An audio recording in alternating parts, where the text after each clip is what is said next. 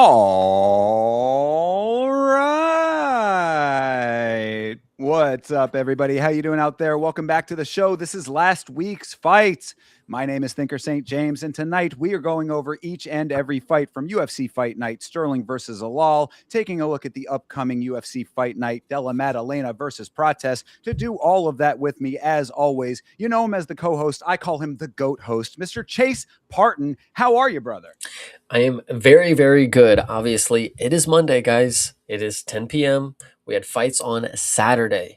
And of course, I'm very excited to talk about them. I mean, it was a decent weekend. I know there's some mixed reviews about what we experienced on Saturday, and I would definitely like to chop it up. So I'm excited. Thank you. Absolutely. Yes, some back and forth about a couple of these fights. It is an Apex card. I think a lot of people have like a little bit of restlessness around the Apex cards in general, so maybe the atmosphere might have been a little bit off for some people regarding some of the stuff that happened on this card. I thought that this was good overall. We'll get into it, of course, and yeah, talk about everything that we've got going on with this and the upcoming cards. So indeed. Other than that, though, what else happened in this week as far as combat sports goes for you, Chase? Anything? I did watch one, and it was actually a very good one card. I can't remember, all the intricacies, of course, but there was a 19-year-old, I believe. She was either 19, 20, or 23, something like that. And she hit the flying knee buzzer beater knockout. And that was pretty nuts to see early on in the card. I mean, obviously, everything after that didn't live up, but there was still some bangers out there. So shout out to her, whoever the Thai girl is, who's just obviously going to be the GOAT, it looks like. So, yeah. True, absolutely. Well, as you know, I have been doing a lot of Muay Thai watching recently. So I had two events that I watched. One was Patong Fight Night. This was a very interesting promotion, pretty good production value overall. I enjoyed it. There was a fighter out of Denmark named Frederick Pedersen, who had a very good performance and a great fight. He ended up winning a belt off of that. So shout out to him. And of course, shout out to Bloomis in Denmark. You have a champion now over there. And, I watch RWS on Sunday nights, and there are two fighters that I have to shout out specifically. One is a dude named Kanesack. He is awesome. He got a very quick body shot finish in his fight. And the other one is my dude, Tim Schlappbach. This dude, Tim Schlappbach, is the man, bro. He is from Switzerland, so he's a rival, I guess, of Robert Valentin out there. And this dude comes in and puts on these crazy banger performances every time that I've seen him. He has been knocking heads around, so that was very, very awesome to see him do that again. So those two were very cool. The featured fight was great as well. It was Daniel Matthews versus oh gosh, I forget the first name, but DeMio is his it was the last name. So Matthews versus DeMio was the featured fight. They do it interesting in RWS. They have the championship fight. That was an okay fight.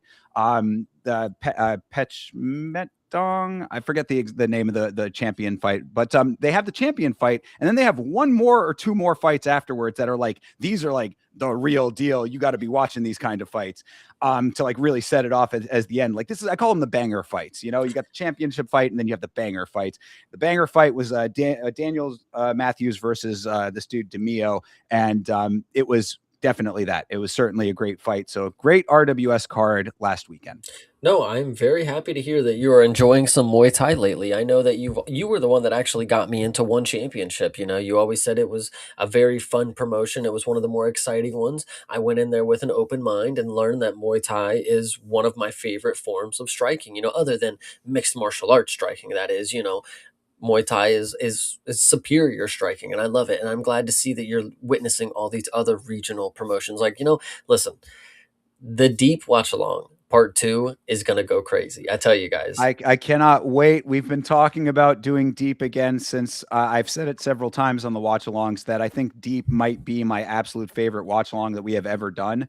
So yes, Deep is definitely happening at some point again once we figure out all of the subscription and all of those types of issues with getting the getting the show. But yeah, no, I think that a lot of the frustration with mixed martial arts comes from the UFC and perceived quality levels. But I would say, as a caveat to that, or at least a counterpoint to it, when it comes to this card specifically, I did not feel that this one was part of my gripes with all of that. There were a couple of little instances we'll talk about with some commission based stuff, but overall, this card was not one that I was like, man, another week of terrible UFC, blah blah blah, being a curmudgeon and stuff.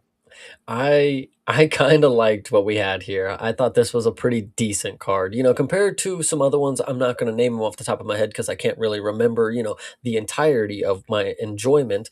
But this one right here, God, I just love the Apex. I really think that's what it comes down to. Most of the time that I come around to the Apex, there be some funky stuff just like anywhere else, and other times you're just like, they're just regional weirdos, but no, this is good stuff right here. This is a really classic Apex card, I would like to say.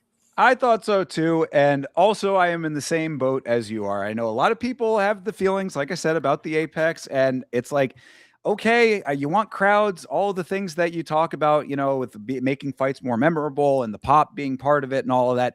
I'm just here to watch people kick and punch each other. And this delivers to me. So I'm okay with this, especially when you have some decent quality fights like what we at least got on the main card of this. Undercard we'll talk about, maybe a little bit less less impactful. But overall, I was pretty happy with it. So that being said, I mean, unless there's anything else you wanted to discuss, Chase, I guess we can get into it. Was there anything else? No, I think I'm ready to get into this one. It's going to be a good one. All right. Well, then before we do, I will say yamashow.com for all of your Yama and last week's fights merchandise. Go ahead and get yourself some last week's fights apparel of sorts. Absolutely. All right. Let's start this thing off. This, of course, was UFC Fight Night. Sterling versus Zalal. This was at the Meta Apex in Las Vegas, Nevada. Coming into this card, Chase, on paper, what we thinking? A lot of people said on paper for an Apex card, this was like 8, 9 out of 10. I actually wasn't one of these people. I did not think that this was one of the better Apex cards that I've seen. I mean, guys, Carlos Prates was in the Apex. Let's be real here. So it, I don't know. I would like to believe that that this was maybe a 7, but I would say it over delivered. I would say for the people who thought this was 8 or 9 out of 10 on paper, I mean, they probably thought this under delivered. Uh, Go Well, ahead. I was going to just say that, like, I thought that just the main event was probably worthy of being on, like the undercard of a numbered event. You know what I mean? Like that was where I thought about that. The rest of the card, hit and miss in parts as far as like on paper goes. So I wouldn't say that this was like, a standout, like, wow, this is going to be one of the craziest Apex cards we've ever seen kind of thing. But the main event I thought was pretty solid. We'll talk about it when we get to it, of course. Other than that, I mean, I think that again, I feel like I agree. It over delivered a little bit. I thought that there were some really good parts once you got past some of the slower stuff, which we're unfortunately going to have to front load because this got off to a slower start, I would say. I actually would like to just say, and I want you to keep me honest, I'm serious. The day that the card comes that I'm not just enjoying life, just watching cards, just having a good time with the UFC. The day that it comes, just jot that down and make sure not to let me forget. Like, yo, this card ruined your life, right? When I say, oh, it's not that bad, you'd be like, yo, you were all rainbows and butterflies until that card came, right? So True. Yeah, and and that's the thing I think that we all do have to every once in a while step back and remember is that like, we're getting to watch fights on a thank regular you. basis. Like, life could be a ton worse. The worst card is still going to be fights. Two people fighting is always going to be fun to me. Exactly. I love it. And two women. And well, let's start it off with these two women then, of course. So starting this thing off, we had Talita Alencar and she fought Julia Pilastri. What'd you think?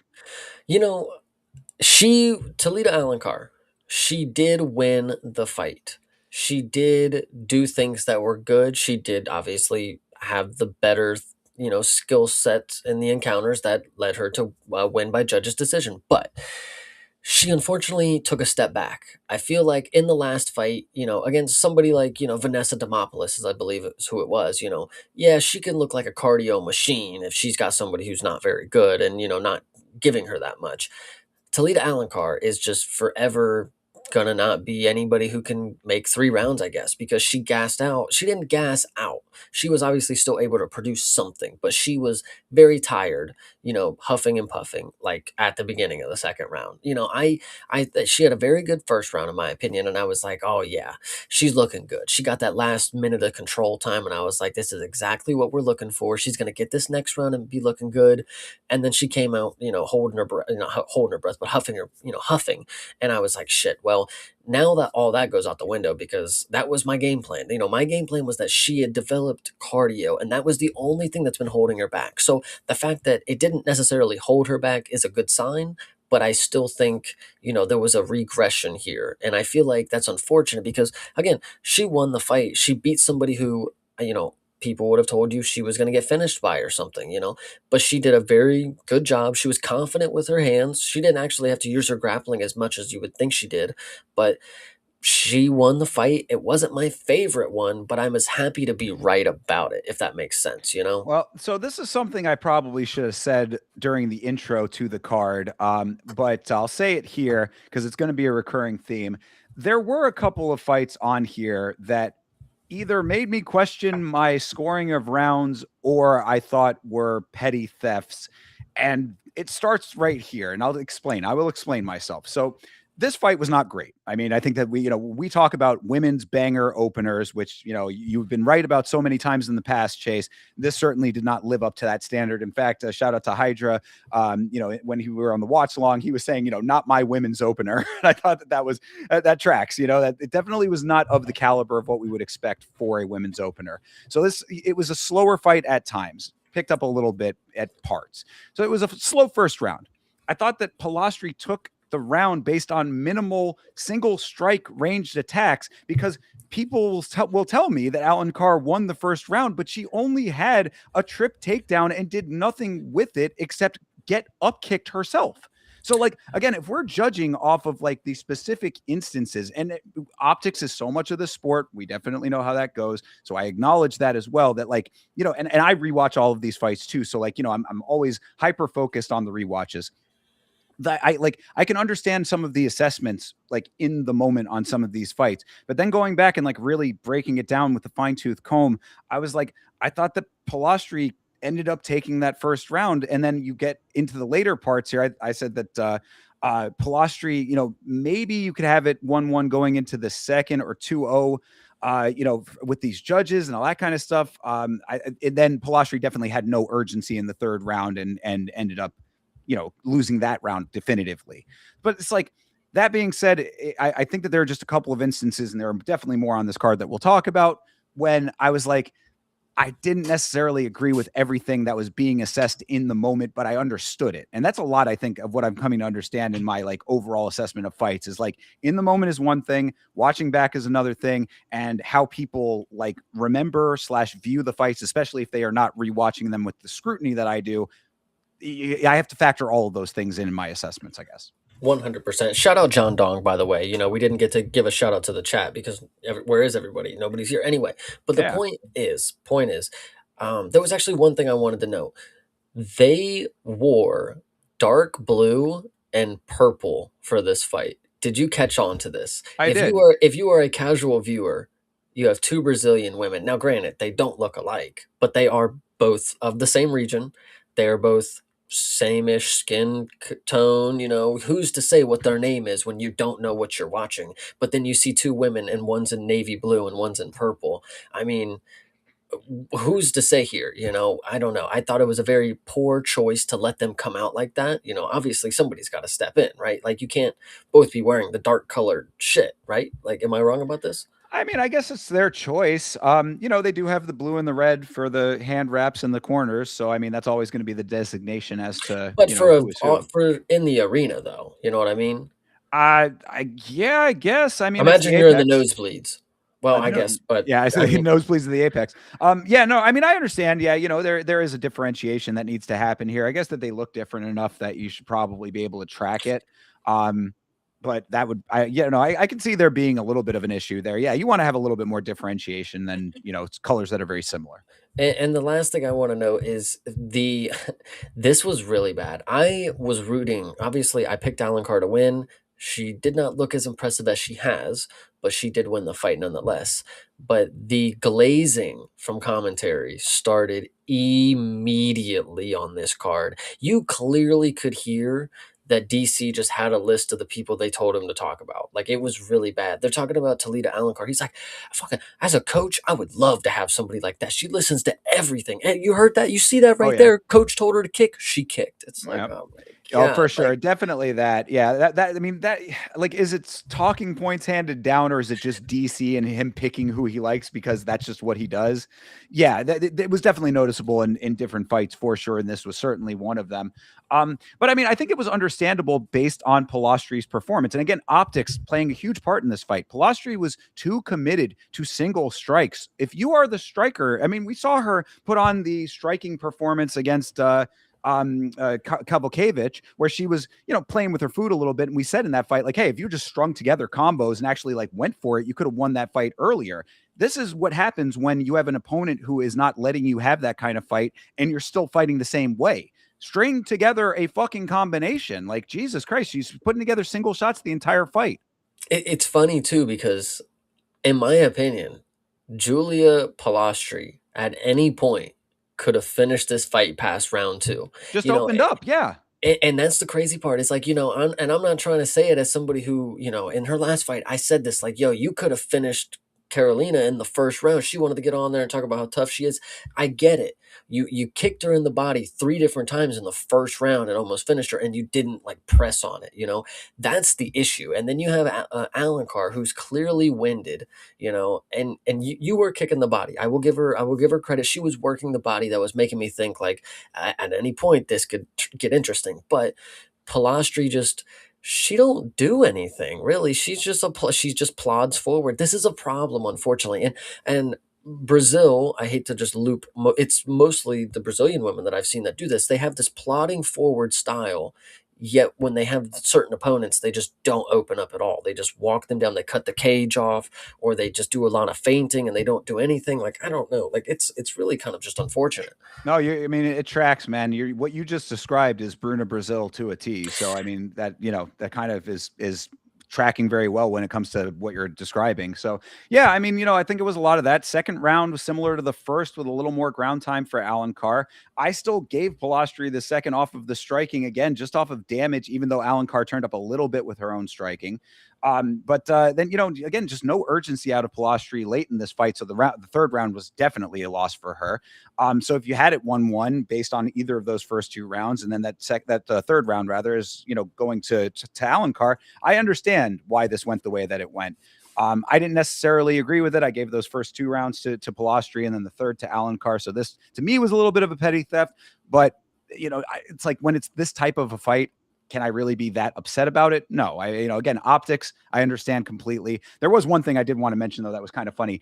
Alan Carr in the second round gets a takedown. She wipes her nose on Pilastri's back and then elbows her in the back of the head thereafter. Did you see this, Chase? I did not see this at all, but that's This hilarious. so she had gotten struck in the face at some point and her nose was leaking a little bit. So yeah, she literally like wipes her nose like that a little bit, wipes it off on her back, and then bam with the elbow.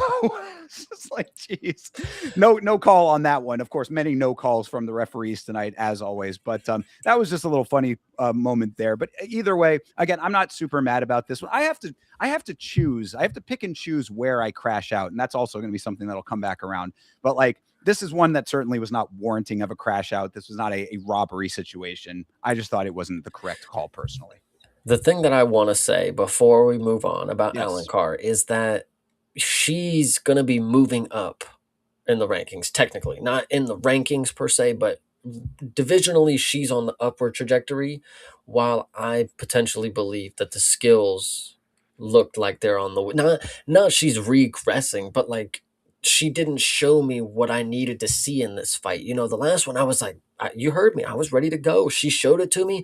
I knew she was going to beat Pilastri, and she did, but it just wasn't the performance that I was expecting. And this is a hard opponent, Pilastri. She's a good striker, but she chose to stand with her. After the first round, you saw how easy she got her down and held her down for 2 minutes. I mean, I know she didn't do much, but it's like utilize your skill set until they show you that they are better than that kind of deal. You got to spam those takedowns because she's like a credentialed grappler, from what I understand.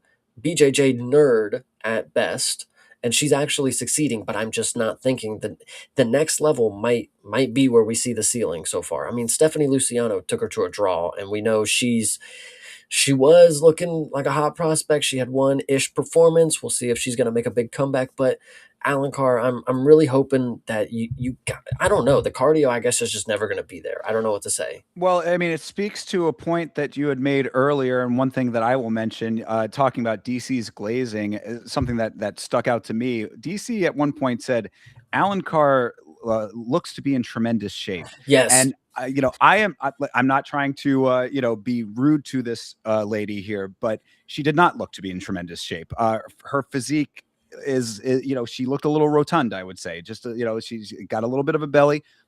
Again, if she was a person on the street, I would never be commenting on this. She's a professional fighter, so I think it's warranted here. The cardio also comes with that. So I mean, thinking about all of these elements, her not looking great in this fight, not looking stars and bars better than her competition, also looking a little bit pudgy, having an okay performance, and now she is advancing. I think it all goes to what you were just talking about.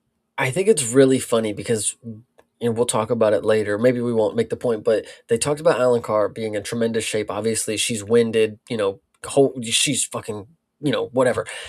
They talked about her being in tremendous shape.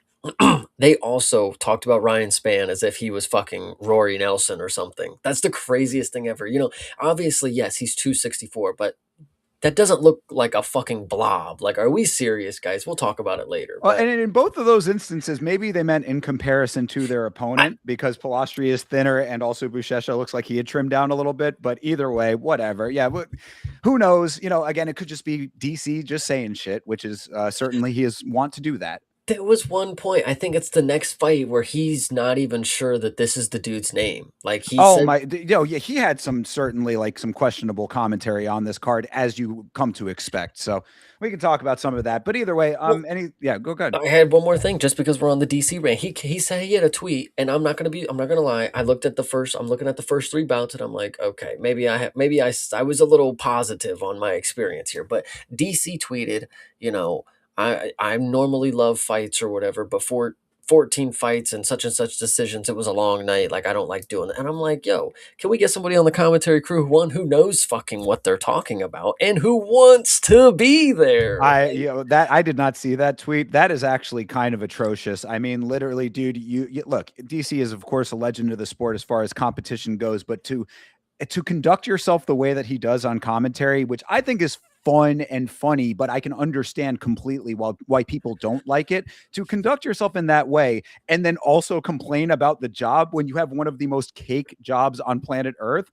Maybe you hold back. Maybe you pump the brakes a little bit there, buddy, because there are other great fighters who probably talk a little bit better than you and probably will actually do the research to know how to say, Tumen Dembarel, Naam Jardal, That's what it was. Oh my, that's his first name. Wait a minute. Yeah, you're telling as me if he had never heard it before.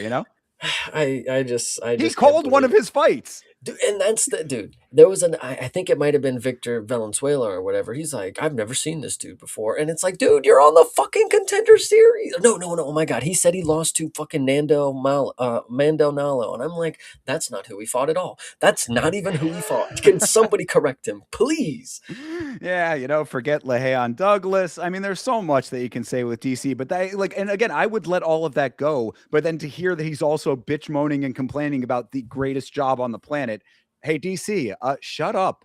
Well, and that's the thing too. It's like, okay, when it comes to, not to throw strays at Stephen A. Smith, but when people talk about, how does he watch all the sports? How can he have a commentary on things that he's not even able to watch? The schedules don't line up. He's always doing something when the games are, DC, the bare minimum, or just enjoy the fucking fights, bro. Like, what are you at the commentary booth if you Bro. can't even fucking watch the fights that you're sitting in front of? Like, what? So true. And also the fact that like him and Dom Cruz have whatever that little back and forth that they have as far as the rivalry or the feelings about each other. But you have use Dom Cruz as your crutch. I mean, the guy, like, you can say whatever you want. I have plenty to say about Dom Cruz, that. But like one thing you cannot say is that Dom Cruz is not informed. I mean, the dude really, he knows the sport and he knows the fighters. Shut up and let him do his job, and you can say your dad jokes. That's the absolute craziest part too, is because when you think of Dom, I was thinking, like, again, with speaking of the next fight, we'll talk about it. But Victor Valenzuela, he's like that. Yeah, he fought Mando Nala, and I'm like, somebody correct him. Normally, Dom Cruz anybody is like quick to do something. Like nobody said anything to DC. They just let him fucking ramble. They just let him completely Yeah, go on about stuff. usually that would be the where like the central guy, like the good in this case, would be the one to to have it in the ear and be like, okay, let me get the actual. Oh no, it was actually this person. But yeah, no, just letting DC run wild, and you know how that goes. Yeah, it actually. We'll talk about it. It was Michael Oliveira. Everybody, Ah, thankfully, so we know. But either way, okay. Well, thank you for that. All right. Well, anything else on Alan Carr and Pilastri before we move on? no, and nothing more on DC. But I do want to give a big shout out to the fucking chat. Obviously, Absolutely. Bleeding Edge, John Dong, Jeremy, and Tyler. You guys, 3 kisses. There you go. Oh, And and Hydra, and right on Hydra time. showing up right on time. 3 kisses for Exactly. Hydra. A three for just for Hydra. Look at everybody getting kisses right now. Isn't that lovely? All Okay. right, moving on to the next one. Max Griffin fought Victor Valenzuela, as you referenced there. Yeah, I mean, this was certainly a fight. This was not one of the greatest, I would say. I definitely did not think Valenzuela, because of this performance, looked like he should have jumped the line after a loss on the Contender Series. But really, I think that, so I always talk about my like feelings on veteran fighters fighting debuting fighters. And on this card, I flipped them, unfortunately. It should have been Davey Grant, who I went with, because, he actually has some decent striking cardio left in him. Max Griffin really not living up to, the veteran status in this fight. So this kind of ended up being one of those situations where neither guy looked great to me. It's kind of funny when we talk about some of these people who get hard debuts, right? Amasov with Neil Magny, that's a hard debut. Last week with John Castaneda, and Volodin, that's a decently hard debut. Anybody that you could think that's a hard debut. I'm gonna be real, guys. Max Griffin ain't no hard debut. I mean, this is somebody that if you are I don't know how to say it, but like you should be able to come in here with confidence and win the striking battle because one, he plays off the back foot a lot. So you're going to win the optics of just walking him down most of the time. And that's basically how Victor Valenzuela won this fight. I mean, nothing happened in this fight, unfortunately. There wasn't any big moments that really made you think, oh, like it wasn't anything going on. I mean, 53 strikes for one dude, 43 for the other. You can't really say much other than one dude did a little more walk than the other. I probably, it just sucks that you're right. He did get brutally knocked out, like knocked down a couple times, knocked out, by, a powerhouse coming out of Brazil. But the fact that he was able to just get back in here, probably because listen, Dana White loves people who will just take an ass whooping and just be ready to come back for a paycheck to do it again. He loves it. And this dude, I'm telling you guys, you got to go rewatch that 15 seconds or whatever the fuck it was. No, it was like 2 minutes, but like it might have even been 2 rounds. But this dude knows how to take a beating, and he at least didn't have to do that this time. He got, positivity back in the energy. Maybe he'll come in with a little more confidence next fight that like, I'm here, I can compete with a striker in the UFC. This is a veteran striker.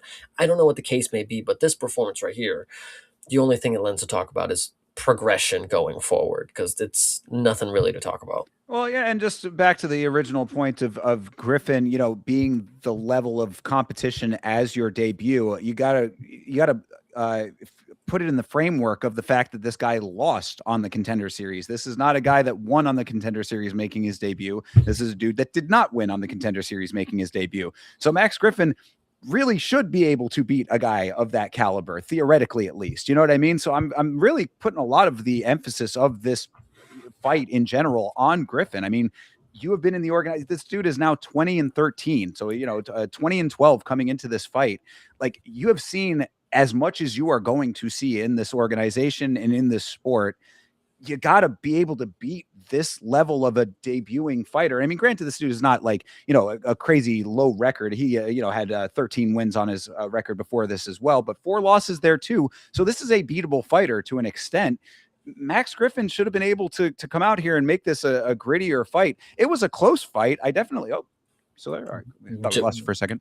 We did just lose me, but continue on. All right, we're still here. I thought that this was a close fight at times. I mean, close round. Definitely round one and two were close.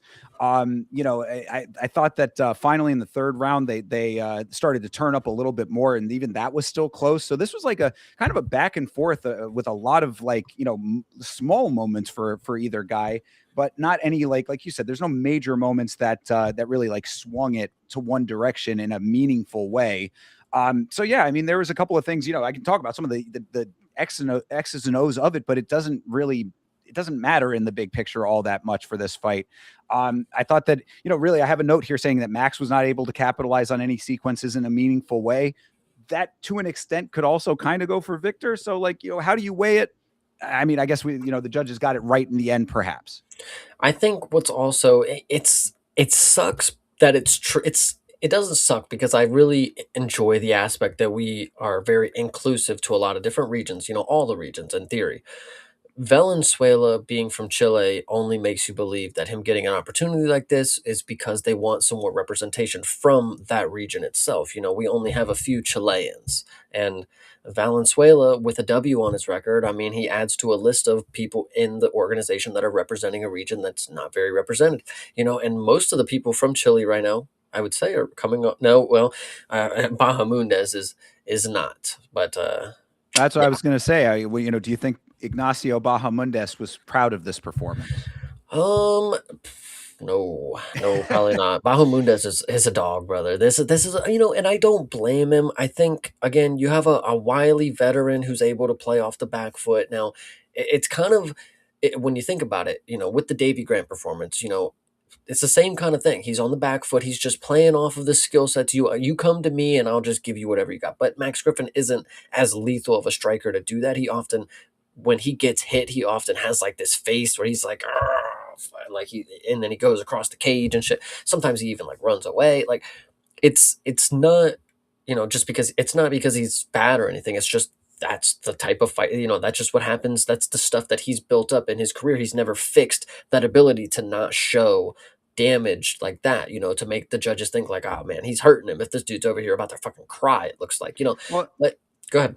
no, I was just going to say also that both of these guys are big. This is a welterweight fight, and both of these guys are big welterweights, but like not in like a scary way. It's more in like a cardio goes out the window kind of way. You know what I mean? Like it really felt like this got to the sloppy territory kind of early in this fight when it shouldn't have been that.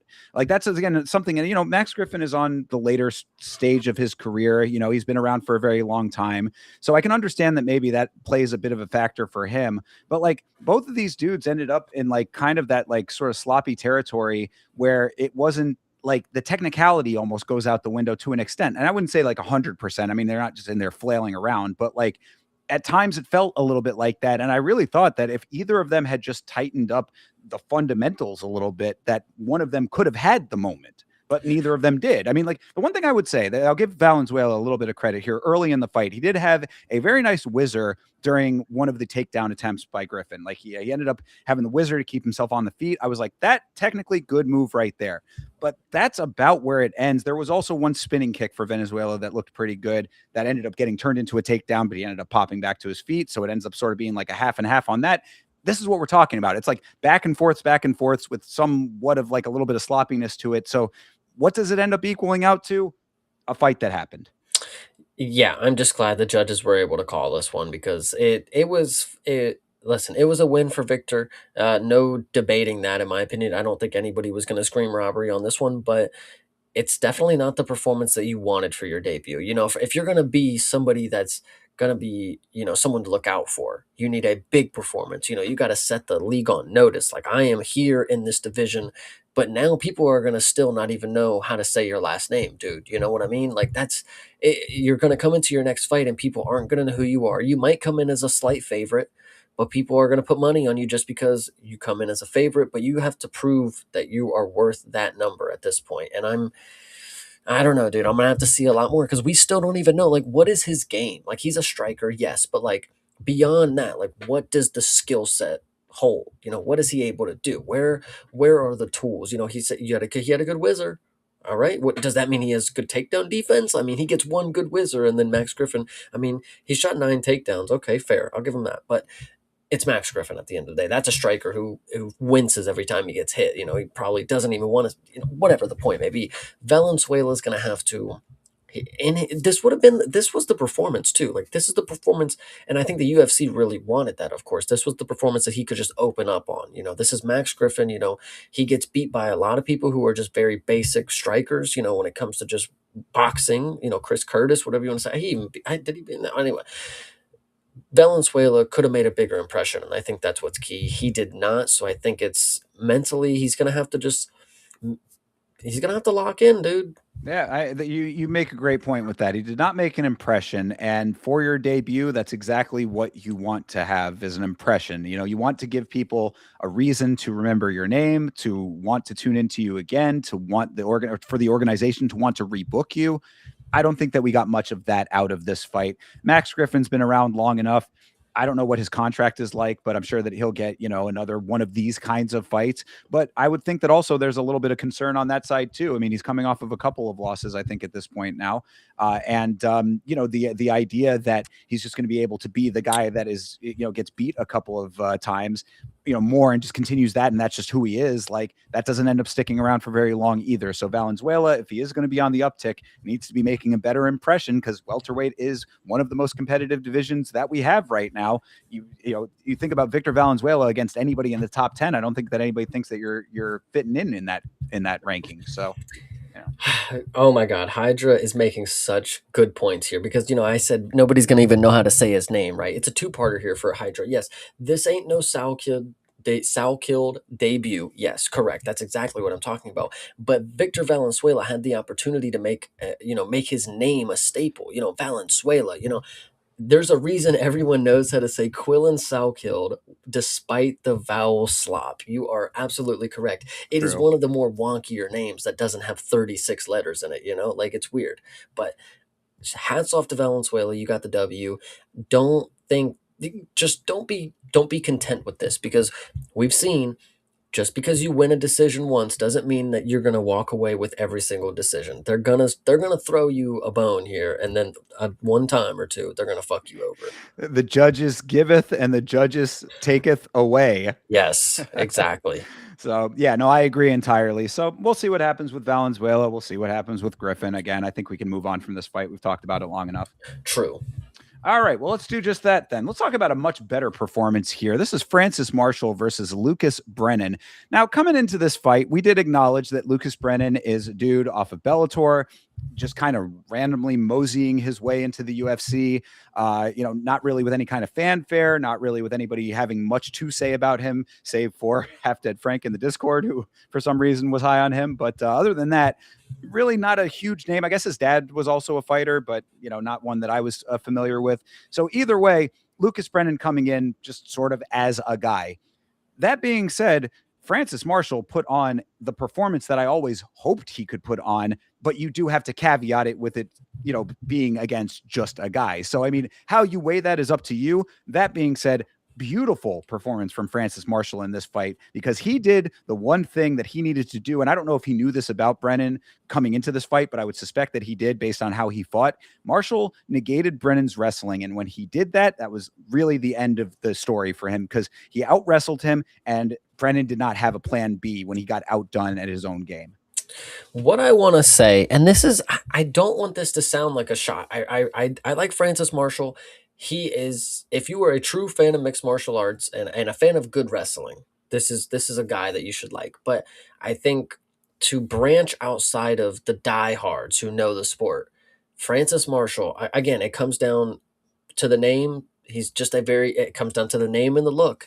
He's a little too bland. He's a little too basic. And with a performance like this, he just falls into, it's not forgettable, but it's a performance that I want to see him finish a guy like this, a guy on short notice I get he's a very formidable opponent. You know, he's a good grappler, but Francis Marshall, I think this was also another good opportunity for you to make a name for yourself. You know, Francis Fire Marshall is fire. It's cool. It's a really cool thing.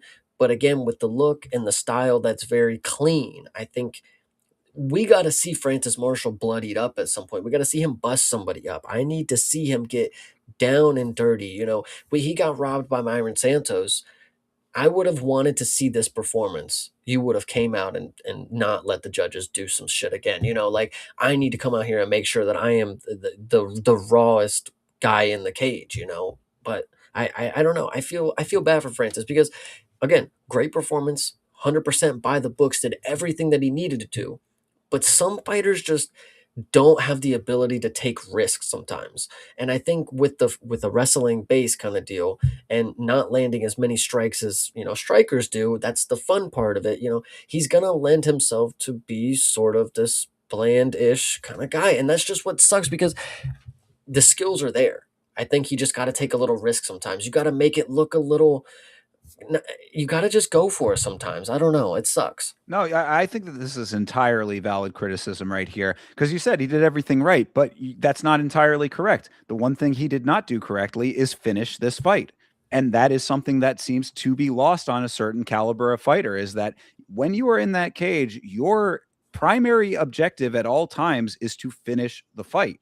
It is not to go to the judges. It is not to skate by. Even this was a 30-27. This was a complete drubbing on one side, but that is not the objective at the end of the day. The objective is to end the fight as soon and as effectively as you can. And Francis Marshall, I think that you're really spitting some heavy facts here. And this also, again, as we always say in these kinds of situations, this comes out of a desire for Francis Marshall to be the best version of himself and to advance his career as such. If you had gotten a highlight worthy finish in this fight, that sets you apart. You do not do that. You stay somewhat middle of the pack. And again, also think in terms of this with this specific fight.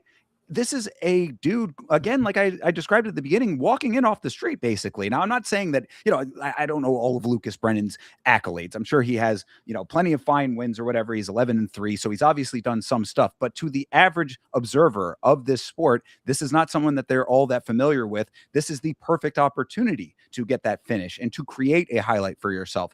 Dude, they were talking about how many split decisions he has lost. That also does not track very well for you. If you're that guy who's just barely getting to a split decision and then not on the right side of it, you need to set yourself apart. So, I mean, I like Francis Marshall. I thought that this was a technically proficient fight, but I think what you were saying about taking some risks, it's not even necessarily being reckless with risk. It's going the extra mile to have the killer instinct element kick in when this fight was, by the third round, this fight was definitely finishable. And you have to know that and you have to go for it. It's not, and let me clarify and let me actually retract. Risk is not what I'm wanting necessarily because that would maybe be a negative connotation. Like, I want you to go out there and strike with somebody who's obviously a better striker than you. That's risky. I just want you to be more threatening. I want you to get the fight to the ground and you're going to finish something, and you're always looking to finish something. He flips over to his back. All right, we're going for this. He flips over. We're going for this, get them to the point where they're shifting, they're going from top bottom position, and then you find yourself in full mount, and then you finish the fight. That should always be the goal. Get them in the most compromised position while you are on top, and then now you have free reign to just do whatever we saw again. We saw with like Mike Mallet. You don't even have to land clean punches when they're cowered up. You just have to. The ref just has to realize that nothing else is happening. They will stop it eventually. If you are in full mount and it's not what happened, but that should just be the goal. Get to the point where you should finish the fight. And Francis Marshall, with a name like Francis Fire Marshall, you need to stop making people think that you're just like, it's Francis. They need to know that you're coming to torch some shit. Like, you need to, it's gotta be, you gotta live up to it. Again, Fire Marshall Bill, cool. Like, bro, go finish a fucking fight. Like, Jesus Christ. Yeah, I mean, I agree. When I did a video recently commenting on Moist Critical, he had some things to say about Dana White. And one of the points I made in that video was about, it was a fighter pay kind of segment that we were talking about. And I was saying that, like, the organization's job is to find if the UFC is the best in the world, this is the premier organization, their job is to find the best people and by extension, pay them what they are worth as the best, right? You're in the organization of the best. You are now having to reprove yourself every fight. That's basically what you are doing fight over fight, is reproving that you are one of the best in the world. And if you lose a fight, then you now doubly have to reprove that. He now has a win that is just kind of a baseline win. You have to be of the caliber of the best in the world when you are here. That is what makes you part of the equation. Because my main point with saying this is that Francis Marshall, with that kind of performance, he could go to PFL and be extremely successful over there. I think he could go to Karate Combat. I would say there are plenty of other places that he could go and have a successful career. But in the UFC, as the premier organization, you have to be that extra bit better. Here's the reality, and I'm just going to be real. Francis Marshall's best performance to date, right, was a split decision loss, which a lot of people thought he arguably won against Myron Santos. Now, the thing about that is, this is a multi-layered situation when you think, and I know this is last fight, but that was the best example that we saw of him. He gets a close win against Myron Santos at best, right? It's at best split decision for him. But also note that Myron Santos is a ultimate fighter. We have always been known that these are not the cream of the crop. So if your best win at best is potentially split decision win against somebody that we deem is probably not that good anyways, who continuously misses weight, who's not very great. I mean, and this is the performance afterwards. What am I supposed to believe? I don't know. Like, Francis Marshall's ceiling doesn't seem to be as high as we would want it to be. Well, I mean, he gets the win.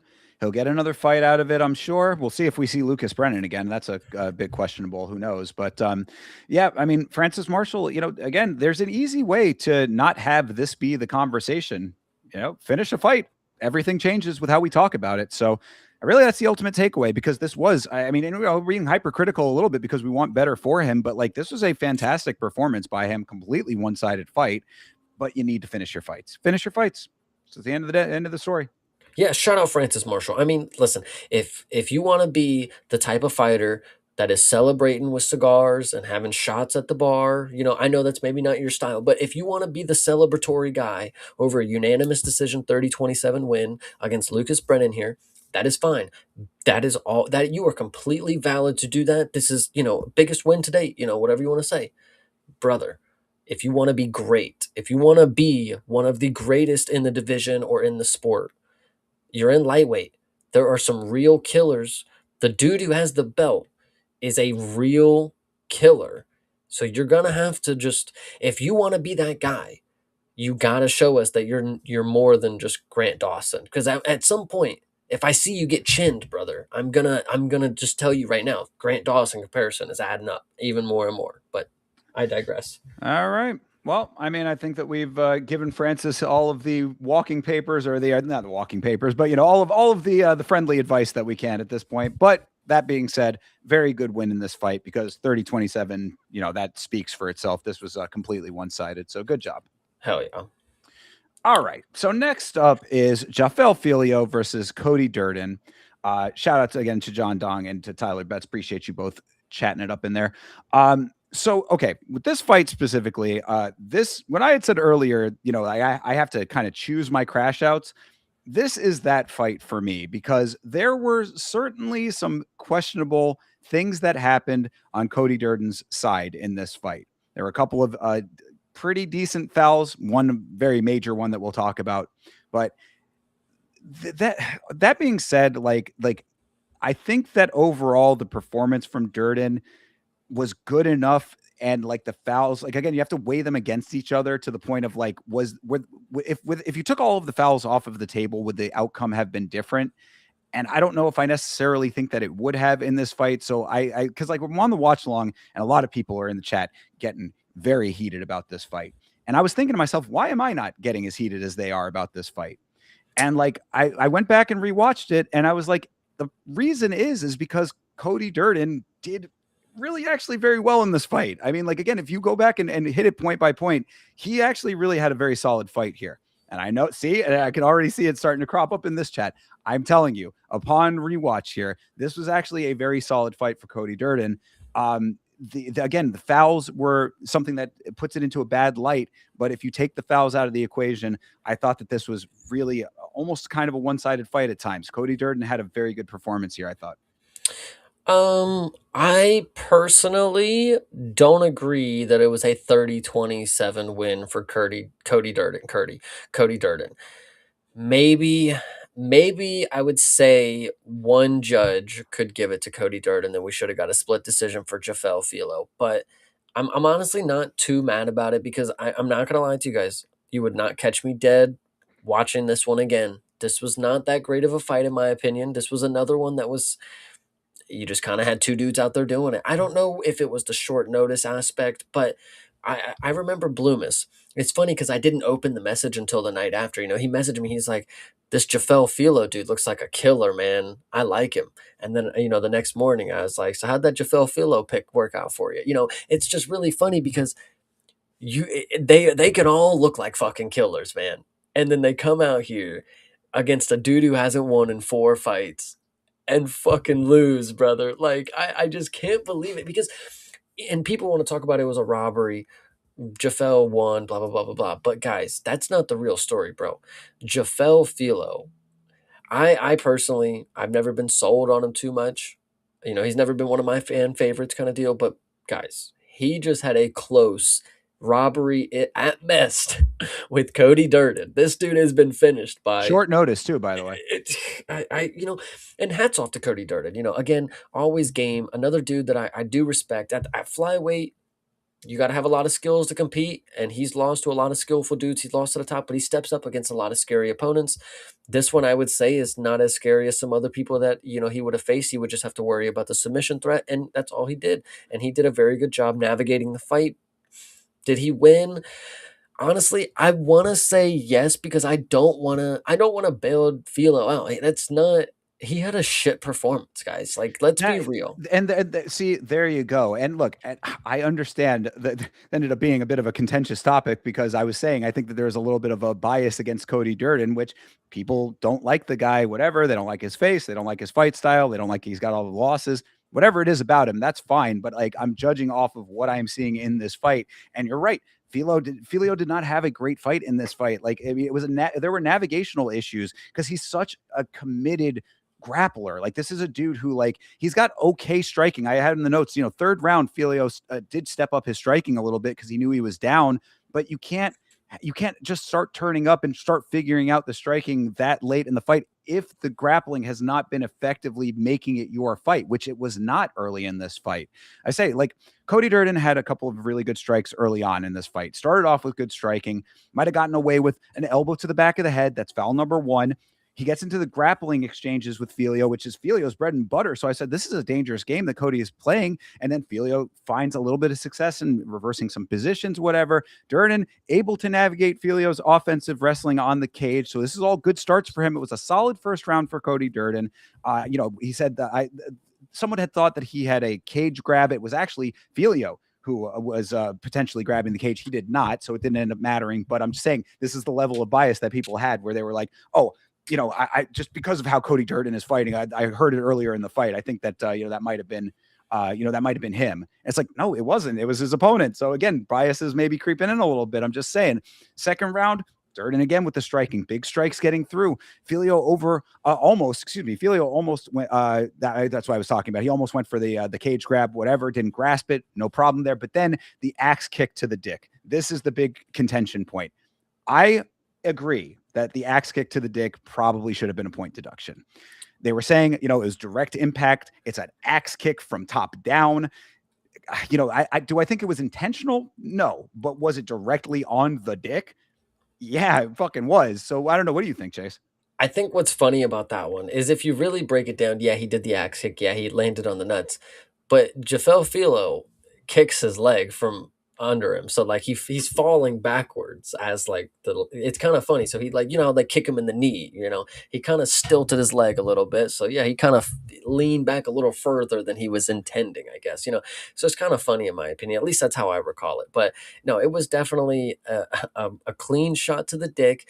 And the funniest part, of course, is Jason Herzog getting picked up on the mic. I know you didn't mean to do it, but you literally kicked him in the balls, dude. Like it's very Oh, for great. sure. Love Yeah, it. absolutely. So, I mean, like, look, if you want to say that that's the reason why he, deserved a point deduction and that should have been what lost him the fight or made it a majority draw or whatever, that's, completely fine if you believe that. I also think that a point deduction would have been warranted in that situation, especially if we're in the era of taking points. It did not happen that way. Then the rest of the fight just keeps on going on with Cody Durden doing really decent striking and navigating of all of the grappling situations. I said solid wrestling for Cody. Then soccer kicks the body. I said he was playing with fire with that after the axe kick, but he landed it clean.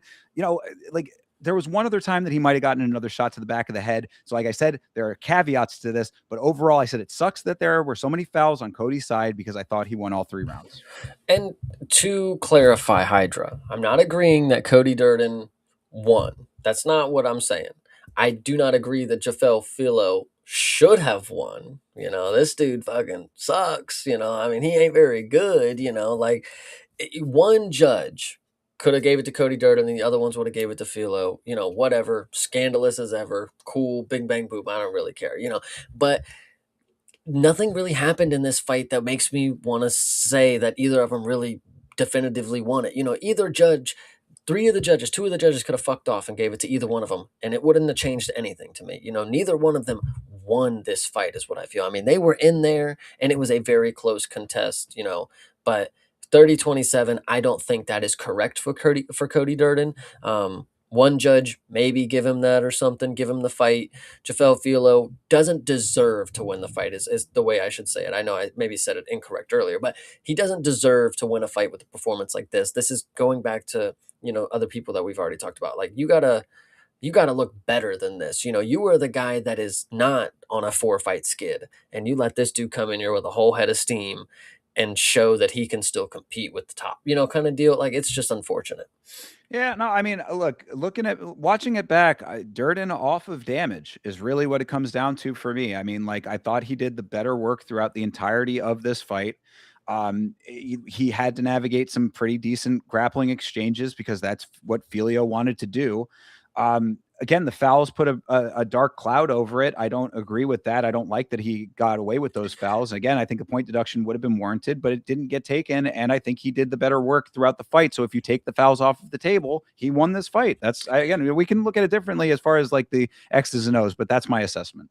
Listen, I know you guys know me. I have a checkered past when it comes to calling the fouls and how I feel personally about them and what's good and what's not. But are we guys we've seen multiple fouls get committed in bouts, Are we really over here talking about Cody Durden with one low blow? It's because of the buy. This is what I'm trying to get at, dude. Look, Mm. you guys can hate the guy if you want to, but you got to be accurate in the assessment of the actual facts of the fight. That's what I'm trying to express in all of this. I'm not even the hugest Cody Durden fan. I'm not trying to stick up for this guy out of some kind of like allegiance to him. I'm trying to say that this is based on what I saw in this fight. This is who I thought won it. So if you have some pre-existing notion about the guy, then fair enough. But in this fight with this opponent, with the circumstances that happened here, this is what it was. So again, take it or leave it. Yeah, I agree. It's interesting. Mm. Well, again, I know that you cannot extract the fouls, but if they don't get called as fouls, then what am I supposed to do? You know what I mean? True. I agree. The judges cannot score something that is not tallied on the score sheet. A negate in the scoring system is tallied up. If something doesn't get tallied up, how are you supposed to act? You Yeah. can't judge it according to the scoring system because it doesn't exist. And I said I agree that it should have been a point deduction. You know Mhm. what I mean? Like I think it should have been. I mean, like you get a direct shot like that. That is a definite like terrible moment there. But An an axe kick, yes, I agree. It's not about the severity of the move itself. I mean, it's about the targeted area. Yes, they landed an illegal strike, no matter if it was with an elbow, with a forearm, 12-6. an illegal strike occurred. I don't, it's not a double whammy like, oh, he did a 12-6 and it was on the back of the, it's he landed the back of the head strike or whatever, or groin shot in this scenario. Judge it as any other foul and give him a hard warning. I mean, we stopped the fight. Filio got to lay there for a second, like Yeah, I was going to say, and if you're mad at anybody, be mad at Jason Herzog. I mean, he's the one that has the power to take the point.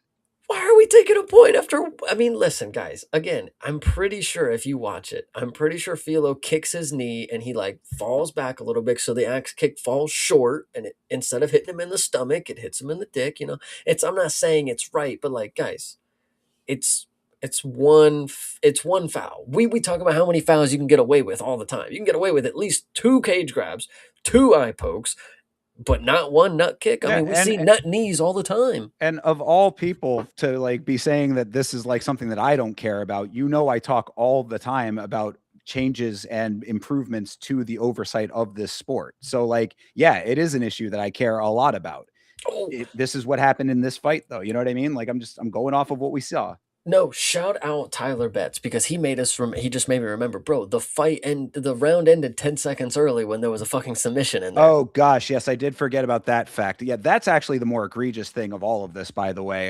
Yeah, like that, and the same thing happening in the Silva versus Jasudavicius fight, also Mhm. being another big thing. That if there's ever something to be like really concerned about, I would say that is one of the more major concerns out of this fight. So thank you for reminding that.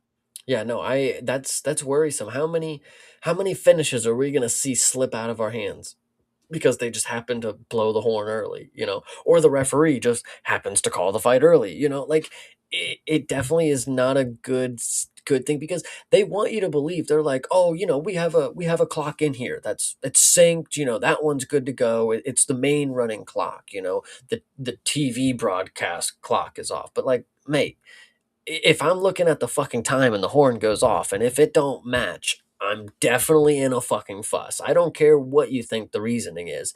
If the shit don't match on my screen, I'm going to be mad. So, Yeah, crazy. absolutely. No. So again, be mad about the oversight of the sport. That is the thing that you should be really railing about on all of this. I am certainly a person who has made that very apparent how I feel about it.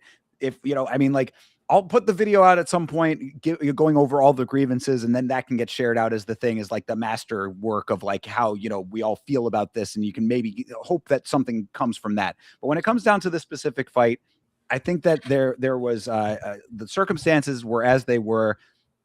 This was not the most egregious that I have ever seen as far as all of the problems go. I mean, like Cool. this is certainly a bad foul. I definitely think it was a bad foul. I think the point should have been taken, etc. Already said all of this stuff. Don't need to relitigate everything. But that all being said, the facts of the fight were as they were. Cody Durden gets the win. I'm okay with that. Hell yeah. All right. Well, let's keep this train moving here. This was an interesting one to me. It's interesting elements to this fight, I would say. This is Myra Bueno Silva versus Michelle Montague. Now, Michelle Montague is certainly a credentialed wrestler, grappler. I mean, like she is certainly proving that to be the case.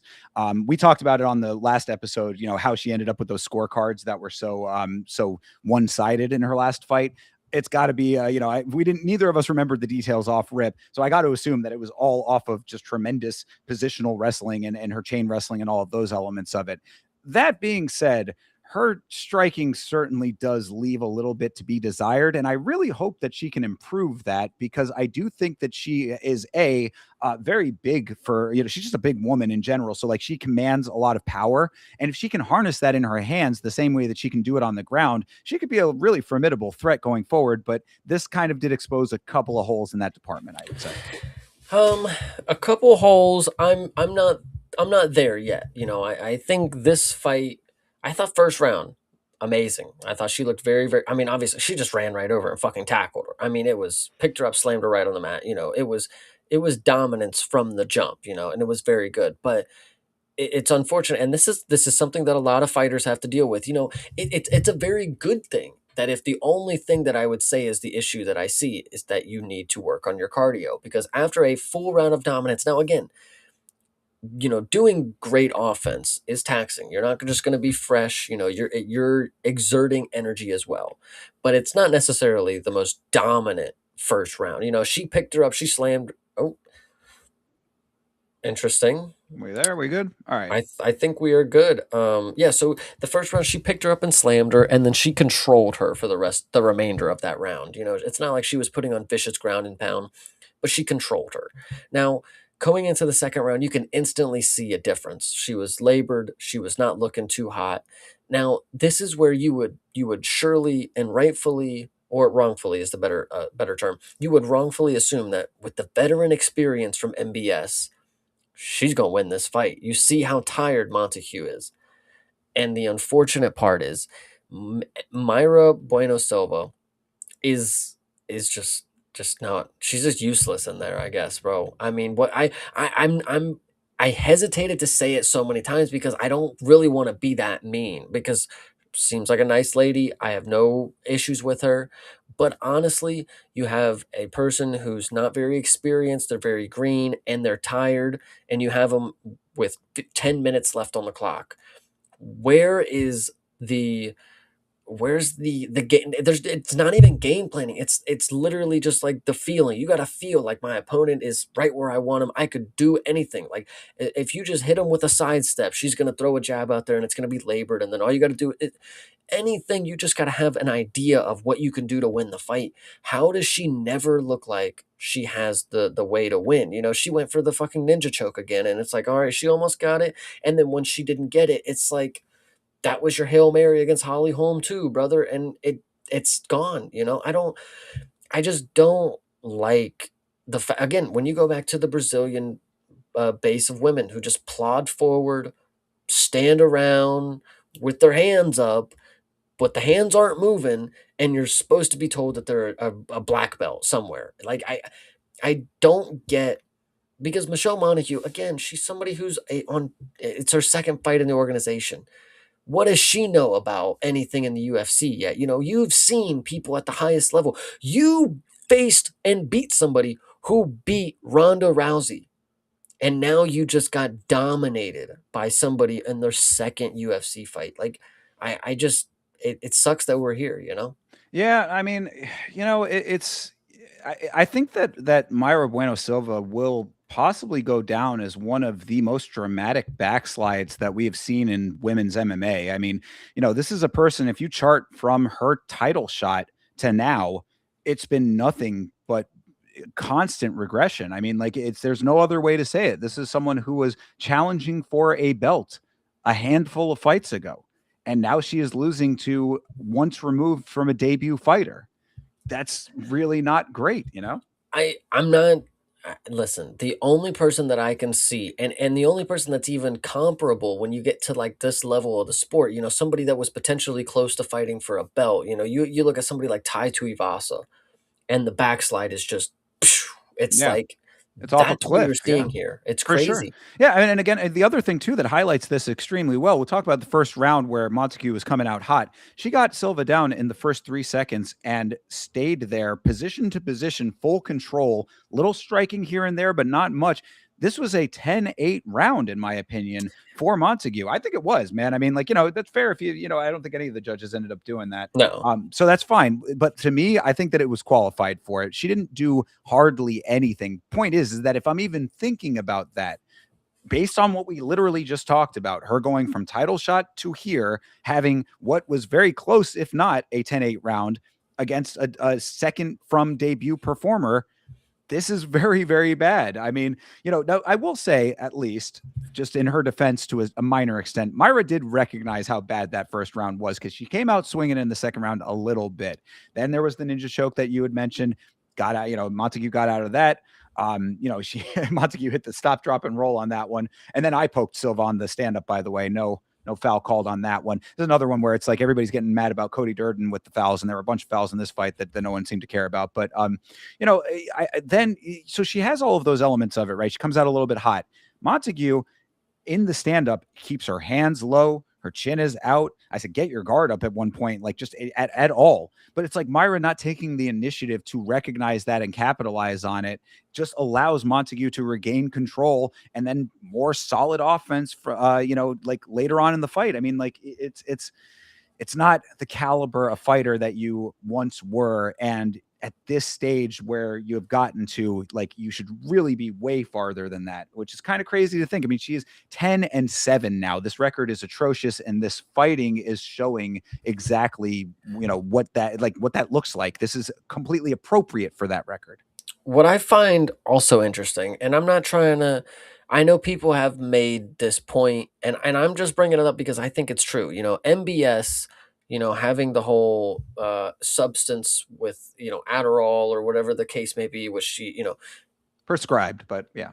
I I honestly I think there is some validity in the performance enhancing, and I'm not saying it's making her better, but it is making a decision maker out of them, and I say the same thing when it came to the nicotine. I think if people are pouching in the gym, that's fine, that's one thing, but I think having the ability to smoke a cigarette before your fight or whatever, drink a beer, anything like you can think of, these are obviously going to have effects on the brain that would make combat sports, different, So I think it's key to note that the last win that MBS had unfortunately came when she was on, the prescribed substance, but that was the last performance where you ever saw the spark, I guess, And not to say really was it even that good of a performance? Do we know? I don't know. I wasn't there for it, but she got the ninja choke. Who's to say she couldn't have just got it in this fight? Who's to say she didn't get it in the last two fights? She's doing all the same things, She's just not getting it anymore because people are wise to it, I guess. I don't know. There's a lot to go over. Yeah, I mean, perhaps, I don't know exactly how much that specific, a prescription affects that type of stuff, but you're right. I mean, it does affect it one way or another. So even though it is prescribed, if it is on the banned list, it's on the banned list, and that's really the end of the story with that. So, oh well, on that part of things. But yeah, I mean, whatever the reasoning is, it really is almost secondary in my opinion, because the outcome is what you care about the most. And you've been now seeing fight over fight, just terrible performances. Also, her. Granted, she sort of has a surly like look about her all the time, so it's hard to know when she is frustrated and when she's just kind of looking that way. But in this fight, hits the illegal kick to the face while Montague is downed. No point deducted on that one either. No one really upset about that. But I'm saying, could have been a little bit of frustration there, possibly seeping in. But again, that also just goes back to you not doing your best or doing what you can do. I mean, like not doing better than what you are currently doing, whether it's your best or otherwise. You know what I'm saying? Like you got to do better. Fucking end of story. I mean, this is a pretty simple thing to get your head around. No, I definitely agree. Yeah, this was the the illegal upkick. That definitely was funny because the commentary, I'm pretty sure they're like, that's legal. That was legal. And then you watch the replay, brother, whole leg on the ground. What are we talking about here? Like, are you? Directly on the face. Yeah, I mean, there's no two ways about it. Both the knees down and kick to face. There's, Yeah. that's about as illegal as it gets. But again, no point deduction on that or the pokes to the eyes for Montague. So whatever. Which, listen, somebody has made the point before. We would talk about, the damaging blow. An up kick is one of the crazier shots to take. And somebody in the comments, I don't remember which chat it was. They're like, we've all been in that spot where your little cousin or whatever is just throwing a flurry of kicks up and you get caught with one. That shit hurts, brother. I mean, and what if she had pulled the Macy Barber and did the little stumble walk and all that? Yeah, I mean, just saying, people get on Macy Barber's case like it wasn't valid, but if she was selling, then it sells. See, it's funny though. We still have yet to see anybody, Melissa Gatto. Sorry, she did do a little, but Macy Barber. I'm not even going to get into it, but Michelle Montague took the shot like a champ. No performance needed. Obviously, she didn't get the point taken. So maybe if she would have done a little performative act, she could have got the point taken, but she didn't need it. She was dominating her. The fact that a round even went to MBS is pretty fucking nuts here, but whatever. Yeah, second round where she kind of turned up a little bit. I guess you can kind of, give her the sympathy round if you want to call it that. But either way, this was not it, and it was a fine win for Montague, who, if she can develop a good cardio base and get her striking up to par, could be a legitimate threat. So, I mean, definitely keep your eye on Michelle Montague because she might be on the come up. I mean, I don't want to speak too soon on it, but a performance like this, you will have to see her against somebody who's actually trying a little harder. But all it takes is a little bit more cardio and some better striking. I think what's key about bantamweight, just this will be my last point. What's key about bantamweight is if she fits the build. With bantamweight right now, you have Kayla Harrison, who you know is a fucking monster. You have Amanda Nunes, who's a monster. And then you look at people. When you look at bantamweight, you got to see who's actually filling out for this division. Jocelyn Edwards fills out for the division. When you look at somebody like Luana Santos, she just has a smaller frame. When I think of her, I'm like, there's just no way if she's underneath one of these massive women, Melissa Croden or Montague, how's she going to get up? She's going to have to bank on having some good jujitsu off her back. But even then, who's throwing triangles up anymore, guys? Like, I don't know. But Yeah, no, I hear you. I mean, I would say that she's on the bulkier side. She's certainly powerful. With her, like her lower body power is like definitely there. You can see it when she's moving. So, well, again, we'll have to see her against a higher level of competition, but certainly a prospect potentially on the rise. she, what's crazy? God damn. She's 8-0. Never has TKO'd anybody, but she does have 6 subs, so she does have some good grappling. I'll give her that one, but she needs to go to city kickboxing, like already. Just get the striking already. That's Yeah, what I'm asking. there you go. I mean, really, if she did that, I think that she might be like seriously a problem, at Yeah, some point. So get the cardio up, get the boxing up. We'll see what happens to her in the future. Myra Bueno Silva does not retire, even though I thought that she should now that she is an expectant mother. But we'll see if we see her again for a while. true. All right. Next up, this was fun. This was Jackson McVeigh versus Cedricus Dumas. Chase, I don't know if you know this, but the moose is now loose. This guy, listen, I called it how it was. The way Jackson McVeigh was in the first round against Zachary Reese, I mean, I have no more questions. If this dude is gonna, I mean, he's not here to go to decision. It's clear. I mean, he just walks in, goes forward, and he's not really a guy that puts his hands up and defends. When he puts his hands up, it's to reach out and grab you so he can just do anything, like, and to his credit, he's got good size for it. He's really tall, he's really lanky, he can throw elbows and knees very easily. And when you have somebody like Cedricus Dumas, I mean, it just takes one fucking punch. It takes one, and it's crazy to think about that it's not obviously it was a little shovel through the front. It was great, but it's not even when they talk about what Asmat did to Rakic, a power jab, brother. If you get destroyed by a jab, you were just not built for this competition right here. Like Larry and Douglas, I get it. I wouldn't want to be there either. Julian Erosa, you should have shot, but this one right here, Cedricus Dumas gets just a quick little shot right in the middle, popped, dropped, and then he gets submitted.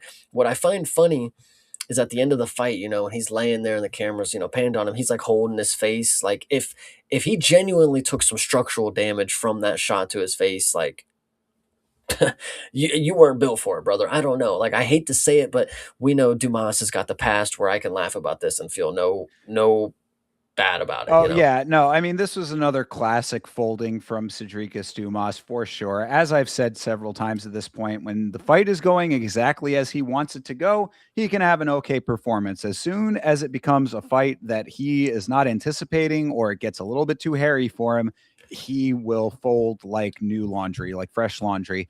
And that is certainly what happened here. And really, it was coming from McVeigh's side. I thought that he did really well early in this fight. I talk about being first all the time. This is a guy who was fucking first for real. He goes straight to work, pushes Dumas all the way back across the cage in the clinch. Loved that. He was hitting shoulder strikes in that clinch. I loved that. I was like, bro, there's a guy named Conor McGregor. I don't know if you've heard of him, but he had a fight with Cowboy Cerrone where he like damaged his orbital with shoulder strikes. They can hurt. So I mean, like, if that is the weapon that is available to you at the time and you utilize it to the best of your ability, I absolutely love it. And he did that very nicely here. So you what's know up? I just find it crazy is like people talk about the fighter pay and like they're like, yeah, 12 and 12. It's like, guys, this is the guy that makes 12 right here and he only gets 12 and he shows up for his 12 every time and he loses for his 12 every time. And like I hate to say it, but like there's two thought processes here. I hate the fact that the UFC is paying somebody who is going to just come in here and just fold like instantly, like 2 minutes, sure, one encounter. But the other part is again, I think, and this is just a broader topic. People like Cedricus Dumas. People who have some sort of checkered past. I do believe that this is the sport that they need to be in, because you cannot put them in retail. You cannot put them in an office desk job. Bouncer, sure, but like this right here, if they have some sort of star potential, if they have the X factor, Cedricus Dumas has a decent fan base. Not even just fan bases, but people who want to hate him. So there's there's a there's a level of star power there. When people hate what you do, you have a little bit of leverage over them, whatever you want to say. But Cedricus Dumas, we got to stop paying him at this point. But at the same time, I still believe he needs to go to an organization that would love to have somebody who's ready to get their fighters propped up. Oh yeah, no, I mean the fighter pay element of it comes with the caveat. It's pay the fighters more and don't pay Cedricus Dumas. Yeah, Period. You know what I mean? So true, fair. higher caliber of fighter, pay them more, not this. So yeah, I mean, I think everything tracks. I also said on the watch along that the only reason that I root for Cedricus Dumas is so that the streets of Central Florida remain safe, because the second that he is not in the organization, who knows what's going to be happening in my backyard. But True. that being said, no, again, on the McVay side, though, this is the performance I was really hoping out of him for sure. This is the exact right opponent for it. Like you said, the kind of the shovel uppercut, jab-ish, whatever you want to call that, got him to the ground and pound initiated, goes transitions into the Darce, all very nice work from all of this. And, like a guy who, like you said, this is what Francis Marshall could benefit from, that type of killer instinct. This guy goes in there to win the fight. He's not participating, he is winning. And I liked that, out of this performance. I also liked that, we know his name because we follow the sport. I'm glad that, that it's being spoken about in this type of a venue, because not only did Bruce Buffer almost not announce him, period, at the start of this fight. I don't know if you caught that. I definitely. I was like, what happening? Wait, they're going. I was like, are they introducing him again? Like, I was confused on what happened here. Yes. Yeah, Bruce just almost forgot altogether to announce Jackson McVay at the start of this thing. That was number one. And then number two was DC at the end, completely fumbling his name. Jackson McVay. Nice. Okay. And then the other funny thing at the end too is Jackson McVay, for whatever reason, I think he was just trying to be funny, but he hits the Liverpool accent in his post-fight comment, his speech, and then DC goes, "You're not Irish." Yeah. Ireland and Liverpool is in England, by the way. Oh, nice. Yeah. He's great for that. So anyway, I'm just saying, I'm glad that at least we know his name, so somebody does, because he got a nice victory here and almost didn't get his name said correctly anywhere. What I want to say about Jackson McVay, and these things are really hard to capture a moment. A picture's worth 1,000 words.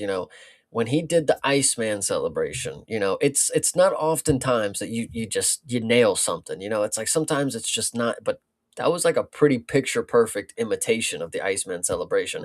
And I mean, obviously he didn't knock him out. It's kind of an interesting celebration to go ahead and do after a submission win, but Sure.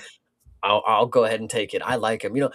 There's some people, they get labeled, Terrence McKinney, famous guy who never goes to decision. Whenever you have, Yuri, he's the Chech McKinney.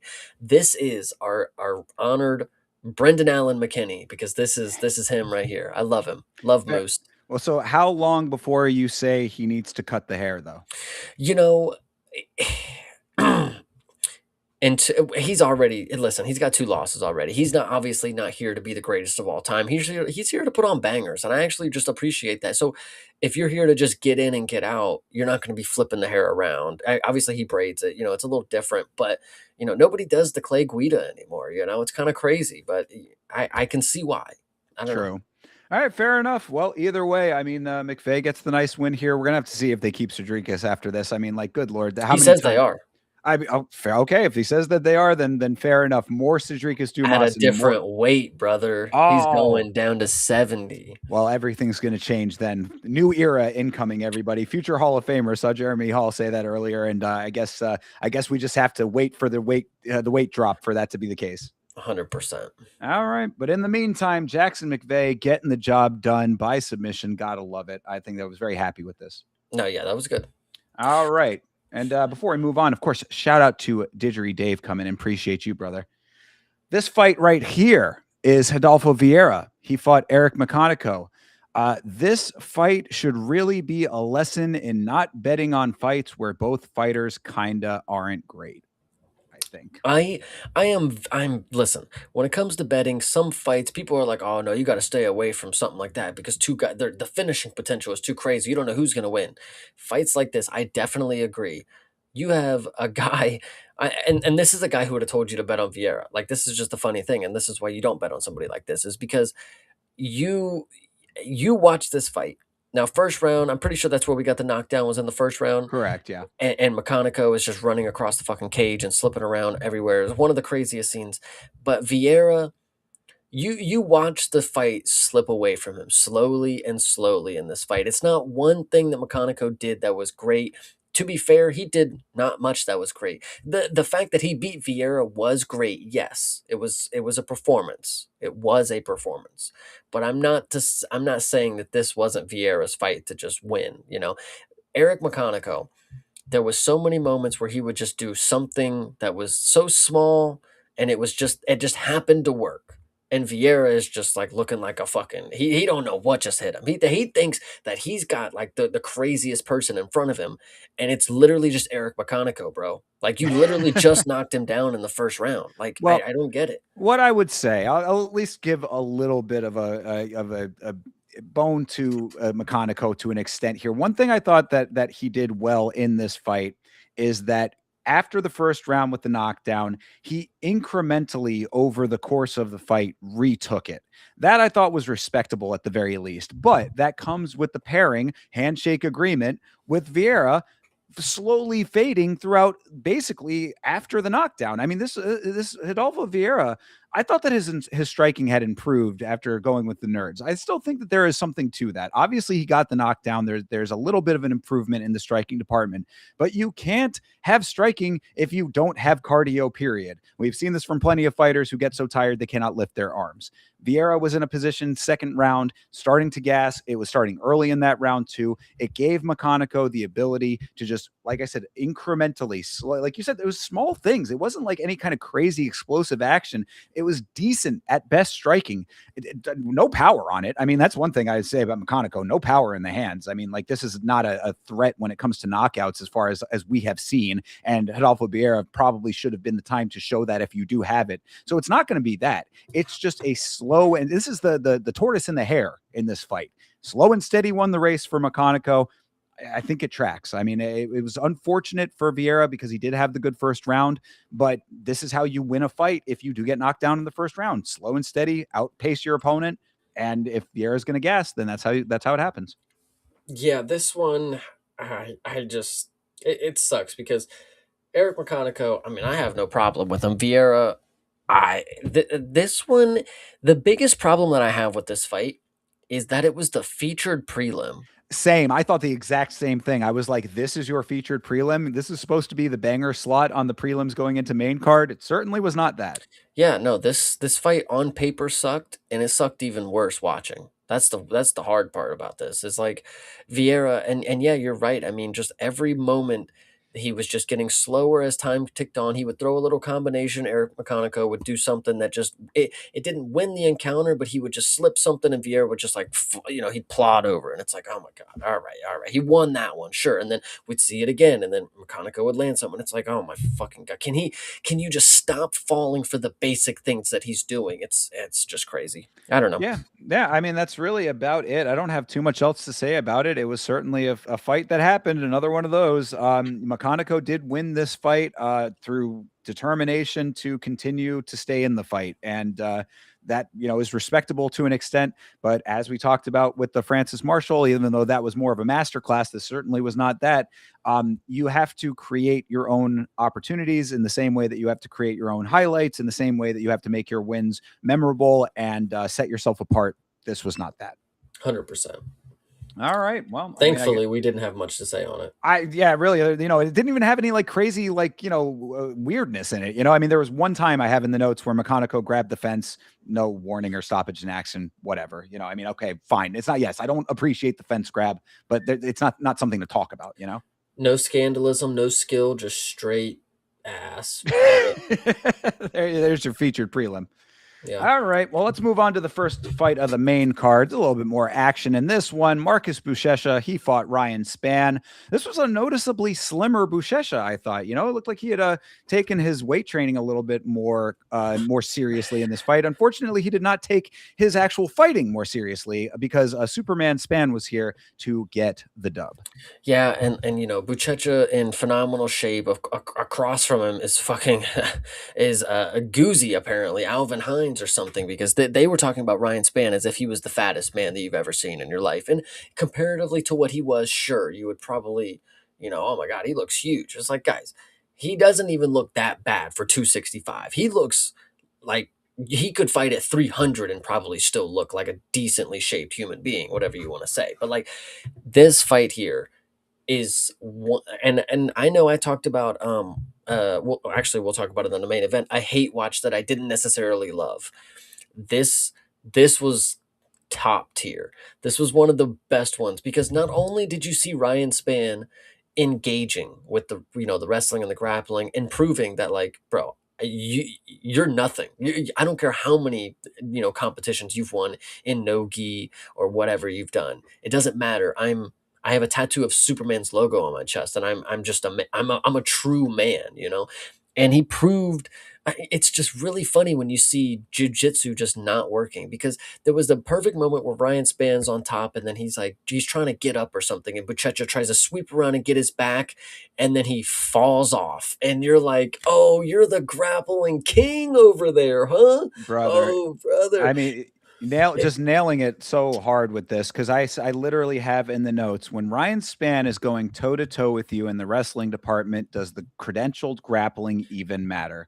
Uh, It's real. I mean, this guy is proving it time and time again, this Buchecha, and all of the belts and the medals and the accolades and the banners and the this and the that and the other thing do not matter in the slightest when you get knocked the fuck out by a power shot from Ryan Spann and have been having the performances that have informed this being the outcome from the jump. We have talked about this guy since he has come into the UFC, having this level of competition in MMA. This is the primest of prime examples of a person to show you that a solid base in one area does not equal success in mixed martial arts. What I will say, before I get into talking about my favorite portion of the fight, obviously with the finish, there was 3 warnings on eye pokes here. I was going to talk about that too, That sure. that was the interesting one here, is because Buchecha reaches out, Ryan Spann is like, yo, and then whatever, I forget who the ref was at It the was time, Herb.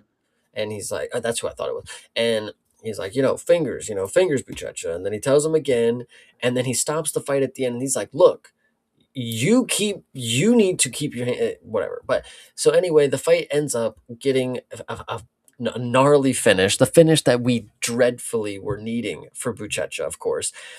Ryan Spann sets him up with the three, show the three, bang the two, whatever they want to say, drops him like, bro.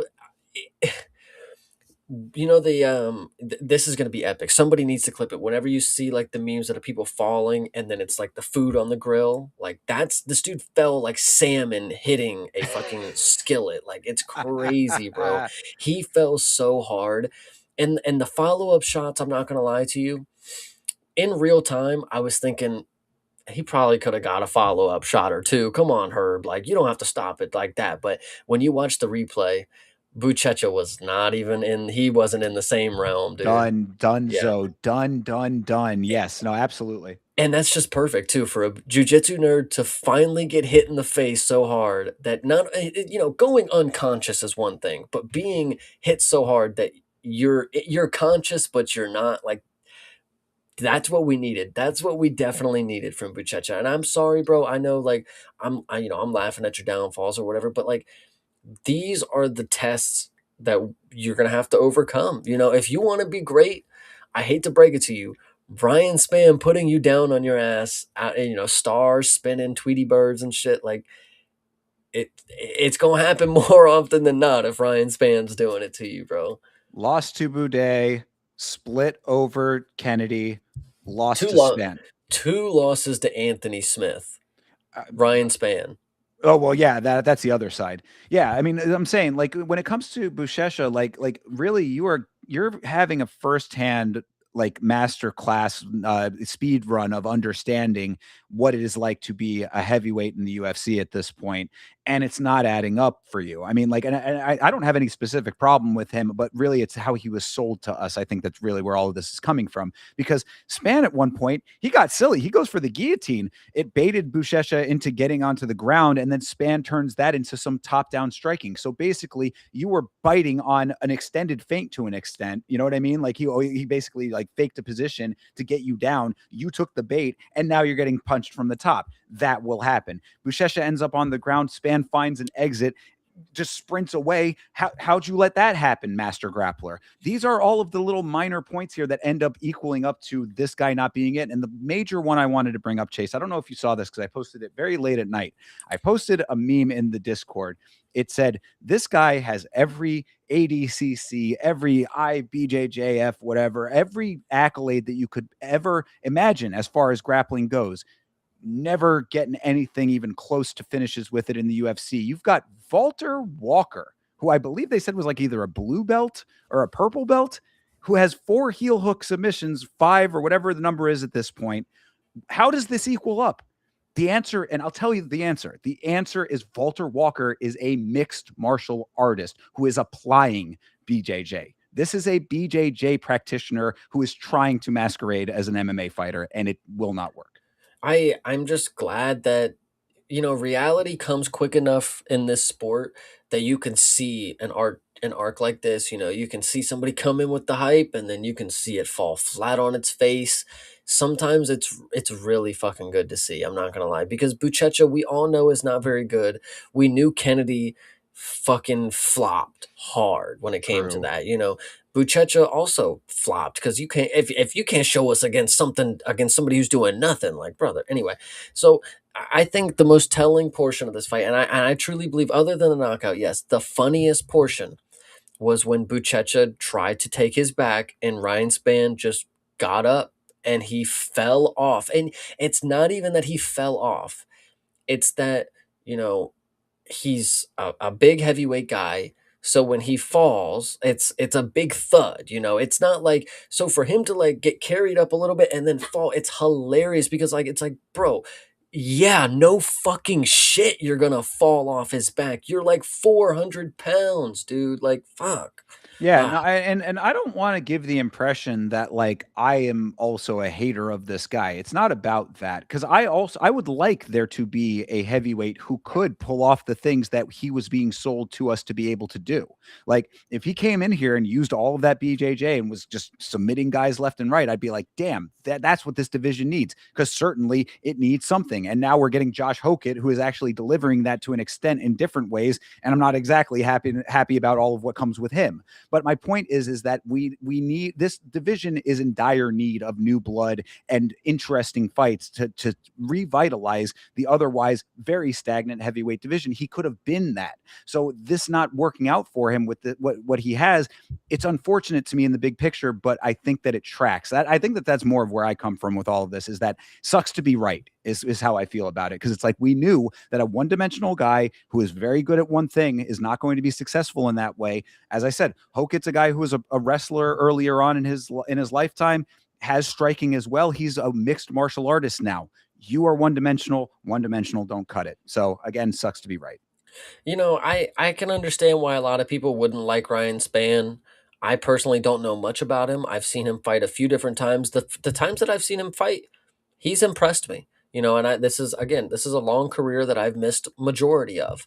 But heavyweight Ryan Spann, I mean, you guys can talk about how overweight he may potentially look, but guys, this might be what we thought Kennedy could be. Now, obviously, we'll see, but Ryan Spann might be interesting. Might be interesting here. Well, I think it's because Ryan Spann had his time to already prove that he was or was not that, you know? True, fair. But either way, got the win here, and that is what matters for today. So shout out to Ryan Spann, got the job done, and we'll see what they do with Buchecha now, because I mean, this record is not great, you know. I mean, especially as a debuting fighter in the organization, 5-3, 5-3-1 now. People just Yes. keep that in mind. Yep. All right, moving on to the next one here. This is one of the more controversial ones of the evening. This is Montel Jackson versus Hani Barcelos. This one was kind of felt one way in the moment. Rewatch made me feel slightly different.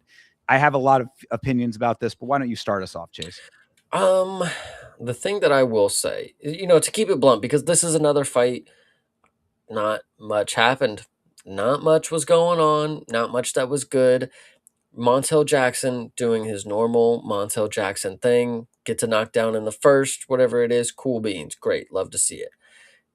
Long story short, the thing that I will say, Honey Barcelos did not win this fight, in my opinion, but I am very grateful he did by judge's account because Montel Jackson can get the hell out of here. I am not a fan of this dude's game, not one bit. You know, maybe at a time where I didn't understand what it meant to be a skilled mixed martial artist. I could love the guy who would sit there with the chamber and then he's ready to unload that one powerful. It's like the game's up. The trick when you're in the ranked competition, I'm done seeing that.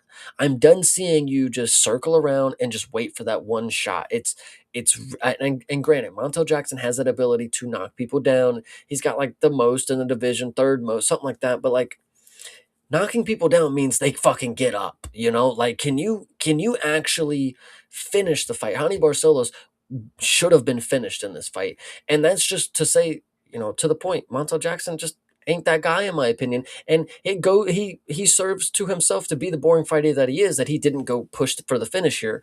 This is one of the bigger opportunities that you have. Figueiredo was definitely a step up, but you lost split decision because you didn't do anything. Now here you go. You try to ride a whole fight off of one knockdown in the first round, and then you do nothing for the rest of the fight. Montel Jackson, I think you won the fight, sadly, but for my sake and for hopefully your career's sake, this is going to be the wake up call. Finally, that even if I win convincingly, they could still fuck me over. I don't I don't take pride saying it, but Hani Barcelos finally getting ranked after a performance like this is unfortunate because people are going to discredit the actual work that he did. They won't talk about how he beat the 12th ranked guy, beat his ass 30-27. You know why they won't talk about it? It's because of a performance like this where he arguably did not win. But the fact is, he shouldn't have even been in this fight is because he beat the 12th ranked guy 2 fights ago. It's unfortunate. Yeah, no, all tracks. I mean, after rewatch, because I also thought that Jackson won this fight upon the first watch. After the rewatch, I mean, you have to give Jackson the first round, right? He got the knockdown in the first round. That's his round, regardless. So if it was 1-1 going into the third, then I do think that Barcelos did enough in that third round to win this fight. But that being said, this was not like the standout performance for Barcelos that should really piggybacking exactly off of what you just said. This is not like a performance that's like, okay, this is the ranked fight now. Like it really should have been Peyton Talbot, right? I mean, that should Yeah. be the fight that did that, but he did not get it off of that. And now this is the fight. So it's like, this was kind of a wonky one in a lot of ways. I mean, there were some interesting moments here. There was a nice slam by Barcelos when Jackson was going for a triangle attempt. That looked good. There was the whole weirdness with the shorts grabbing. That was an interesting element to this. You missed the main one. So the shorts grab thing was interesting. So they get up from the ground. Montel Jackson is, headed towards the cage. Honey Barcelos has got his whole hand on the shorts, and he's like following him with it, like a leash kind of deal. And then when they get to the cage, then we go for like the single legs and stuff. And that's when they start talking about the grabbing. And I'm like, yo, it was moments ago. It's not now. He's not. What is he doing with the shorts grab when they're literally thigh to thigh? Like, who gives a shit right here? Moments ago, yeah, that was definitely valid. Honey Barcelos, if you want to call it a veteran move, call it whatever you want it. He got away with it. That's when it actually mattered, is when he led with him like a leash up against the cage. Who gives a fuck if he's grabbing your shorts, brother? Get away from the fucking. How about you circle out so we can see if he's yanking on you or not? Yeah, I mean, illegal is illegal. I can I hear you. understand the complaint, but I do. Yeah, I mean, I get what you're talking about there. I don't understand the complaint, brother. Stop fucking complaining to the referee and fight. You're boring. Like, how about you get some shit done? Like, Well, and the that people who are complaining to the ref are often the people who are Right. You No, know, and yeah, and I'll go with you on that for sure. I mean, and that's the thing too, is it's like Honey Barcelos is not exactly like some master striker. Montel Jackson is supposed to be like some high level striker, and again, you're exactly right in saying he's a dude that really just wants to load up and wait for that one cannon shot. You have an active guy in Hani Barcelos. Even if he's an older guy, he still moves really well. He's fast. He's going to be on your ass as far as the grappling goes, and the wrestling is going to be on your back if he can get it. So like you have to be more active than that. You have to be overcoming that. Now I will say though, Barcelos left himself open at times. There was one time in the second round where Barcelos goes face first into a knee. I mean, like things like that are the reasons why it's unfortunate that this becomes the fight that gets you the rank, because that's the stuff that'll get you the discrediting that you talked about there. But I thought that there was enough done. Solid striking for Jackson in the third, but not enough sustained output. So it's like Barcelos ends up with the control time. He's able to, make that work for him. I think there was enough done on Barcelos' side to eke this victory out, but that should not be what gets you into the rankings, is an eked out victory, and that's what's unfortunate here.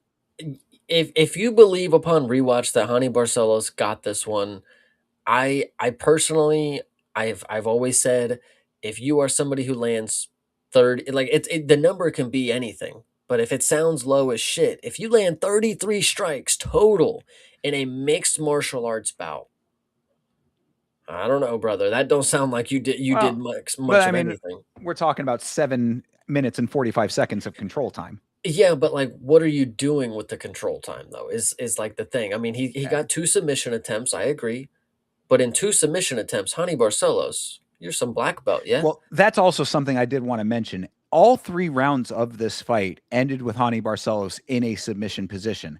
Bro, you got to get to those quicker, my guy. I mean, Mhm. like just if flat out point blank period, every round is ending with you possibly being able to get yourself to the point of maybe getting this. No, no, no, no, no, no, none of that. Cut that bullshit out when it comes to that element of things, if that is your game. Now, granted, there's a lot going on in the fight, and Jackson was doing his thing, but if that is what you are eventually leading up to, you got to make it more convincing than that earlier. Like you have to be getting into that submission position well before the horn, especially now when we're talking about horns getting sounded early.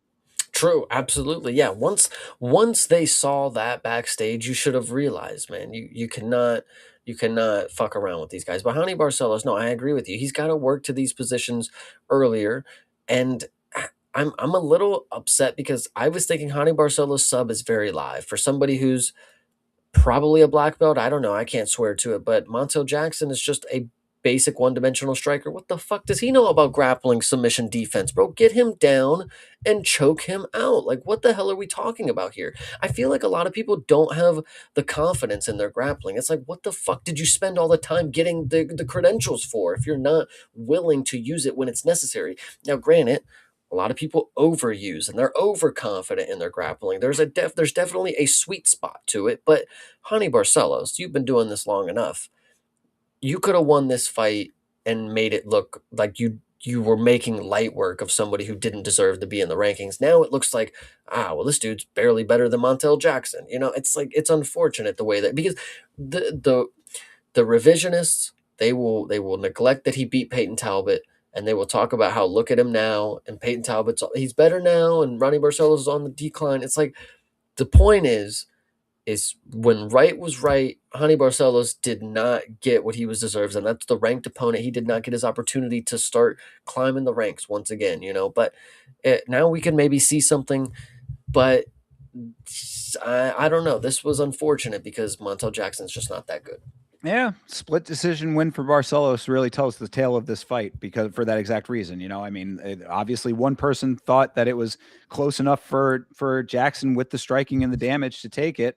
Other two judged it really off of the control, because that almost 8 minutes of control time really was the defining factor of Barcelos's, of his game plan. He had a little bit of striking, but it was really a lot of active control that was getting him the rounds. I said that, it's like Montel won it on damage, and Barcelos won it by rounds. And that's like Yes. not a great way to, it's not a great way to enter the ranks. So unfortunate in that regard, but if you didn't like Montel Jackson, then he's out of the ranks, at least for now. True. So, all right. Well, that's that one then. Let's move on to this one here. This is Davy Grant versus Adrian Luna Martinetti. Now, I know that you have some interesting thoughts about Martinetti. I think that I'm going to differ on a few of them. So once again, I will ask you, Chase, would you like to start this? I would love to, because again, you guys gotta take into account that this is a hard debut. You know, you look at Jai Herbert, another Englishman. That's a hard debut. Again, we go back to Neil Magny, hard debut. They just to mention off that point, they seem to be doing that little slightly selectively, but more often selectively now. It seems like where they're giving these debuting fighters like really heavy tests. And you're right. I mean, Davy Grant and Jai Herbert, both very good examples of like really hard tests early. So like Valenzuela, granted, he didn't win on the Contender Series, so that's a little bit different. But like you can see the levels that they're bringing some of these fighters in at, and this is definitely a good example of that. Yeah, so I thought this was a hard debut. Davy Grant is still a formidable opponent, and he's weathered. He's a very weathered veteran in the sport, and I'm a very big fan of Martinetti. You know, I was really hoping that when I saw him fight, that the image that I had in my mind of him, you know, from the fight that we saw, the greatest Contender Series fight of all time, whatever you want to say, all the skills that I feel like I saw and was able to say that this is a guy that fits the bill to put on the greatest fight of all time. You know, I was hoping that that didn't, disappear in my mind. After this fight, I would still love to tell you that I am very confident in Martinetti's ability to be very good in this sport, in this organization. That is because Davy Grant, while he is a counter striker, he plays on the back foot. He is also just very good at decision making. You know, the knee that Charles Jourdain landed, you know, hats off to him. It worked. This fight here, Davy Grant did have to show off his chin, and Martinetti does not necessarily carry the pack a punch when it comes to his hands, of course. But he's a very skillful striker in other ways. He mixes in a lot of different methods and techniques. He's not a boxer. He's not a kickboxer. He does literally everything on the feet, and I think that's just very important. Davy Grant, he was probably the best opponent that you could get to fight a style against Martinetti in this case, because Martinetti, I made this comparison in the Discord. He reminds me a lot of Mateusz Rebecki. That when you watch them fight, high guard, they walk forward, they are feint heavy, they never stop.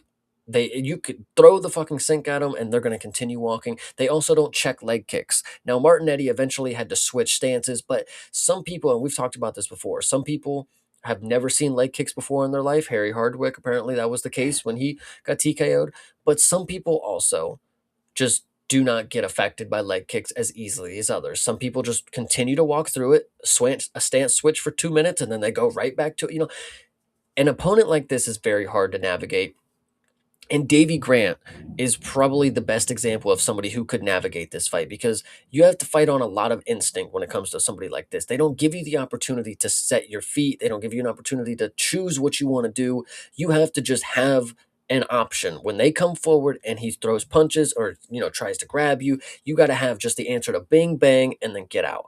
And I think Davy Grant had a perfect game plan. And I think the performance was almost the best that I've ever seen from this dude. I'm not even going to lie to you. This was stellar. Oh yeah. But I think, again, it takes two to tango.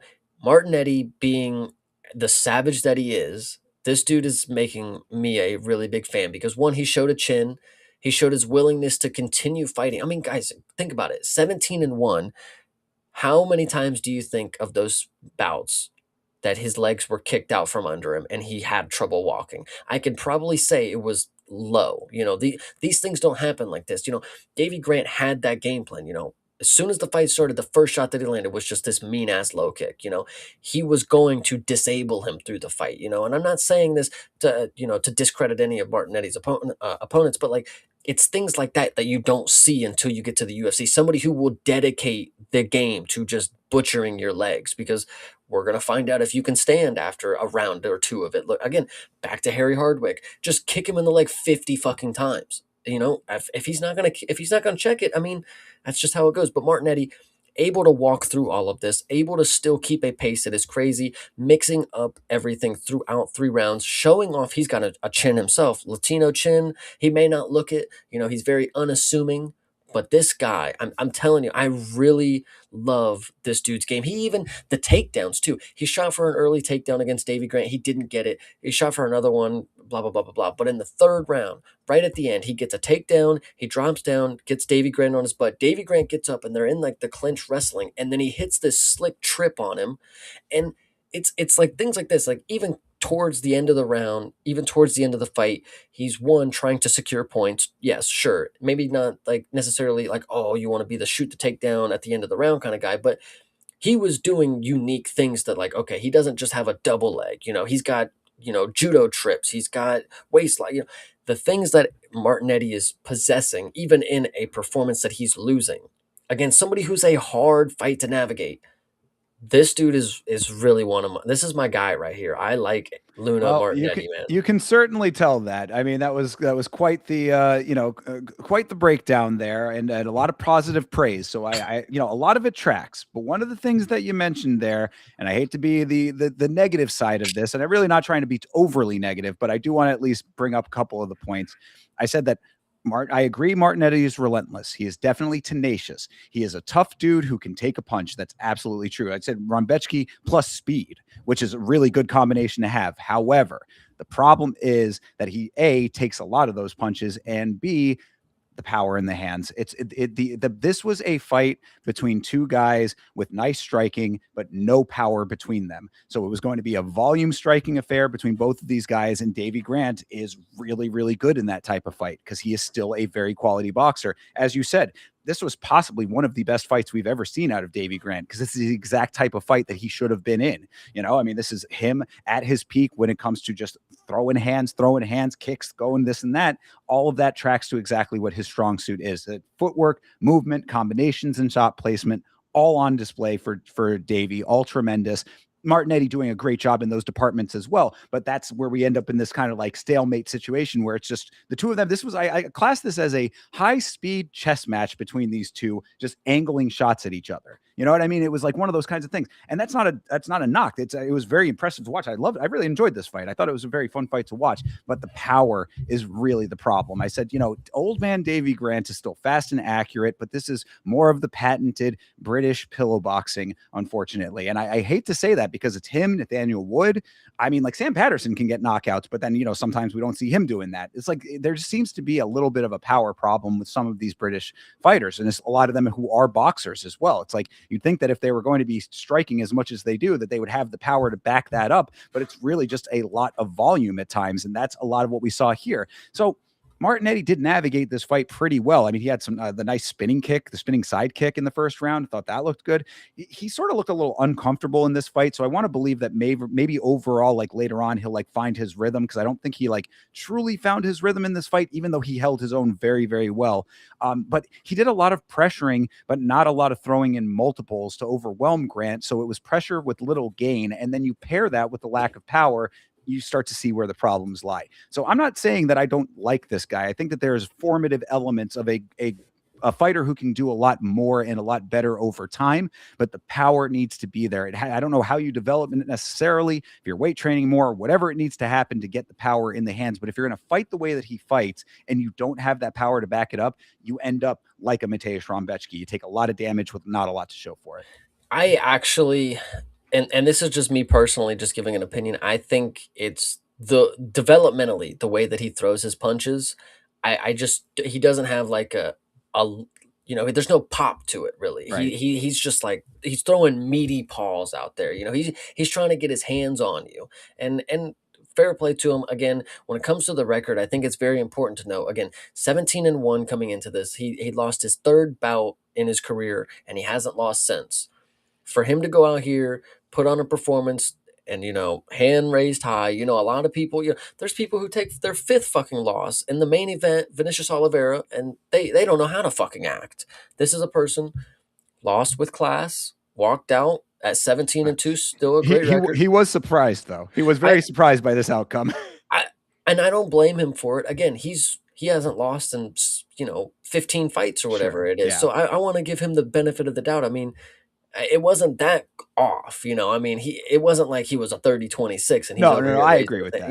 Yeah. So I give him props, you got to have some confidence, always have your head hand raised higher, whatever you want to say. But him losing, he's only going to learn from it, and we'll see what he's going to do to get better because this guy's good. Yeah, I mean, technique fundamentals all definitely there. And again, going up, like you said, Davy Grant, it's like they really, the matchmaking couldn't have been worse for him in this fight when it came to that, because Davy Grant doing all of those same things at such a high clip and with so much experience to back that up, sadly a foregone conclusion based on those elements, I think. So it's like, he does have those, the great formative basis. Power needs to be there, man. And I want to see it from him because, like, really, I think that if you go back to Vologdin and now him, the fight that the two of them had does inform both of their debuts in the organization. And like, you can see why they had such a great fight together, but now they need to be able to replicate that against different higher level opponents, all of those elements here. Both very hard debut fights for those guys. And now you're seeing like the other side of it. So I think that both of them need to learn from that, need to improve those holes in the game, shore those up. There are definitely better fighters out of both of them in the future. Hopefully they will achieve that. 100%. All right, but I did like this fight. I do want to, have that as the final note of all of this. This was a really enjoyable fight, and very happy to see Davy Grant able to display all of what he is good at. Absolutely. All right. Well, this was another kind of fight like that to an extent, I would say. I enjoyed this fight a lot. I think people have mixed feelings about it, though. This is Rafa Garcia versus Alexander Hernandez. I thought that this was a very quality performance from Rafa. His striking was on point, and he is a little tank of a man. So when he pressures, like, you have to really have a definitive striking game plan that is going to A, get past the guard, and B, be very impactful to stun him or at least get him off of his rhythm. You let Rafa Garcia get into his rhythm consistently, which is what he did in this fight. If you recall, coming out of the second round into the third, like, the cut man was still trying to to fix him up, and he was like, put me back in, coach, I'm ready to go. He was really in the flow state in this fight. I thought through a lot of it. And sadly, a lot of that comes from Hernandez. I feel not getting himself into the rhythm he needed to be into early in this fight to do all of what I'm talking about. But you let Rafa have that kind of fight, and this dude will really put the pressure on. I mean, he was in his face for all of this fight. Like, there was not a time where he let Hernandez have any room. He didn't have any spatial problems where it was like, letting off the gas. He was on top of this dude for so much of this fight. And I actually almost felt bad for Hernandez's corner, because I thought his corner was doing some pretty good cornering, giving him like the advice that made sense. It was just that Hernandez couldn't put the pieces together because of how much pressure was just in his face at all times. So I thought that, this was a performance to me that really spoke to a better version of Rafa Garcia that I don't think that I had necessarily clocked before. Yo, this, gosh, this fight here, I disagree with you. I don't Uh-oh. think this was a very good fight. I thought it was fine. It was serviceable for something that was on the card with all the other decisions that we had. But I think what's key to note is that when I first came around, a lot of people were talking about Alexander Hernandez. Anytime he would come around, there was people that had doubt because he was supposed to be the guy. I'm pretty sure I'd seen people say that he was going to beat Islam. I don't know. Listen, I Yikes. didn't believe it because the performances that I had seen have not, been that bad. He hasn't shown me that he was, a bust kind of deal. But when I see a performance like this, I don't feel bad, and I don't feel anything. I just realize, like, oh, that's what they meant. Like, oh, he just potentially just doesn't show up to a fight. I feel like Alexander Hernandez gave me the impression of somebody who, if the fight was brought to him, he'd give it back. But in this one right here, I truly feel like Rafa Garcia just pushed him around the entirety of this fight. There wasn't much of anything that Hernandez offered back. I mean, he got he got busted up pretty good, and he just kept eating the shots on the outside. I I really just hated to see him like this, but no, great performance from Rafa Garcia. I just it just sucks that, again, two people make a fight. I didn't think Hernandez brought the fight that I feel like bro, you, this dude will stand and trade with Chase Hooper. But then when fucking Rafa Garcia's in there, he's all on the outside Well, skirting away. for the first two rounds, I think that he did finally start to figure it out a little bit in the third round, but it was just too little too late by that point.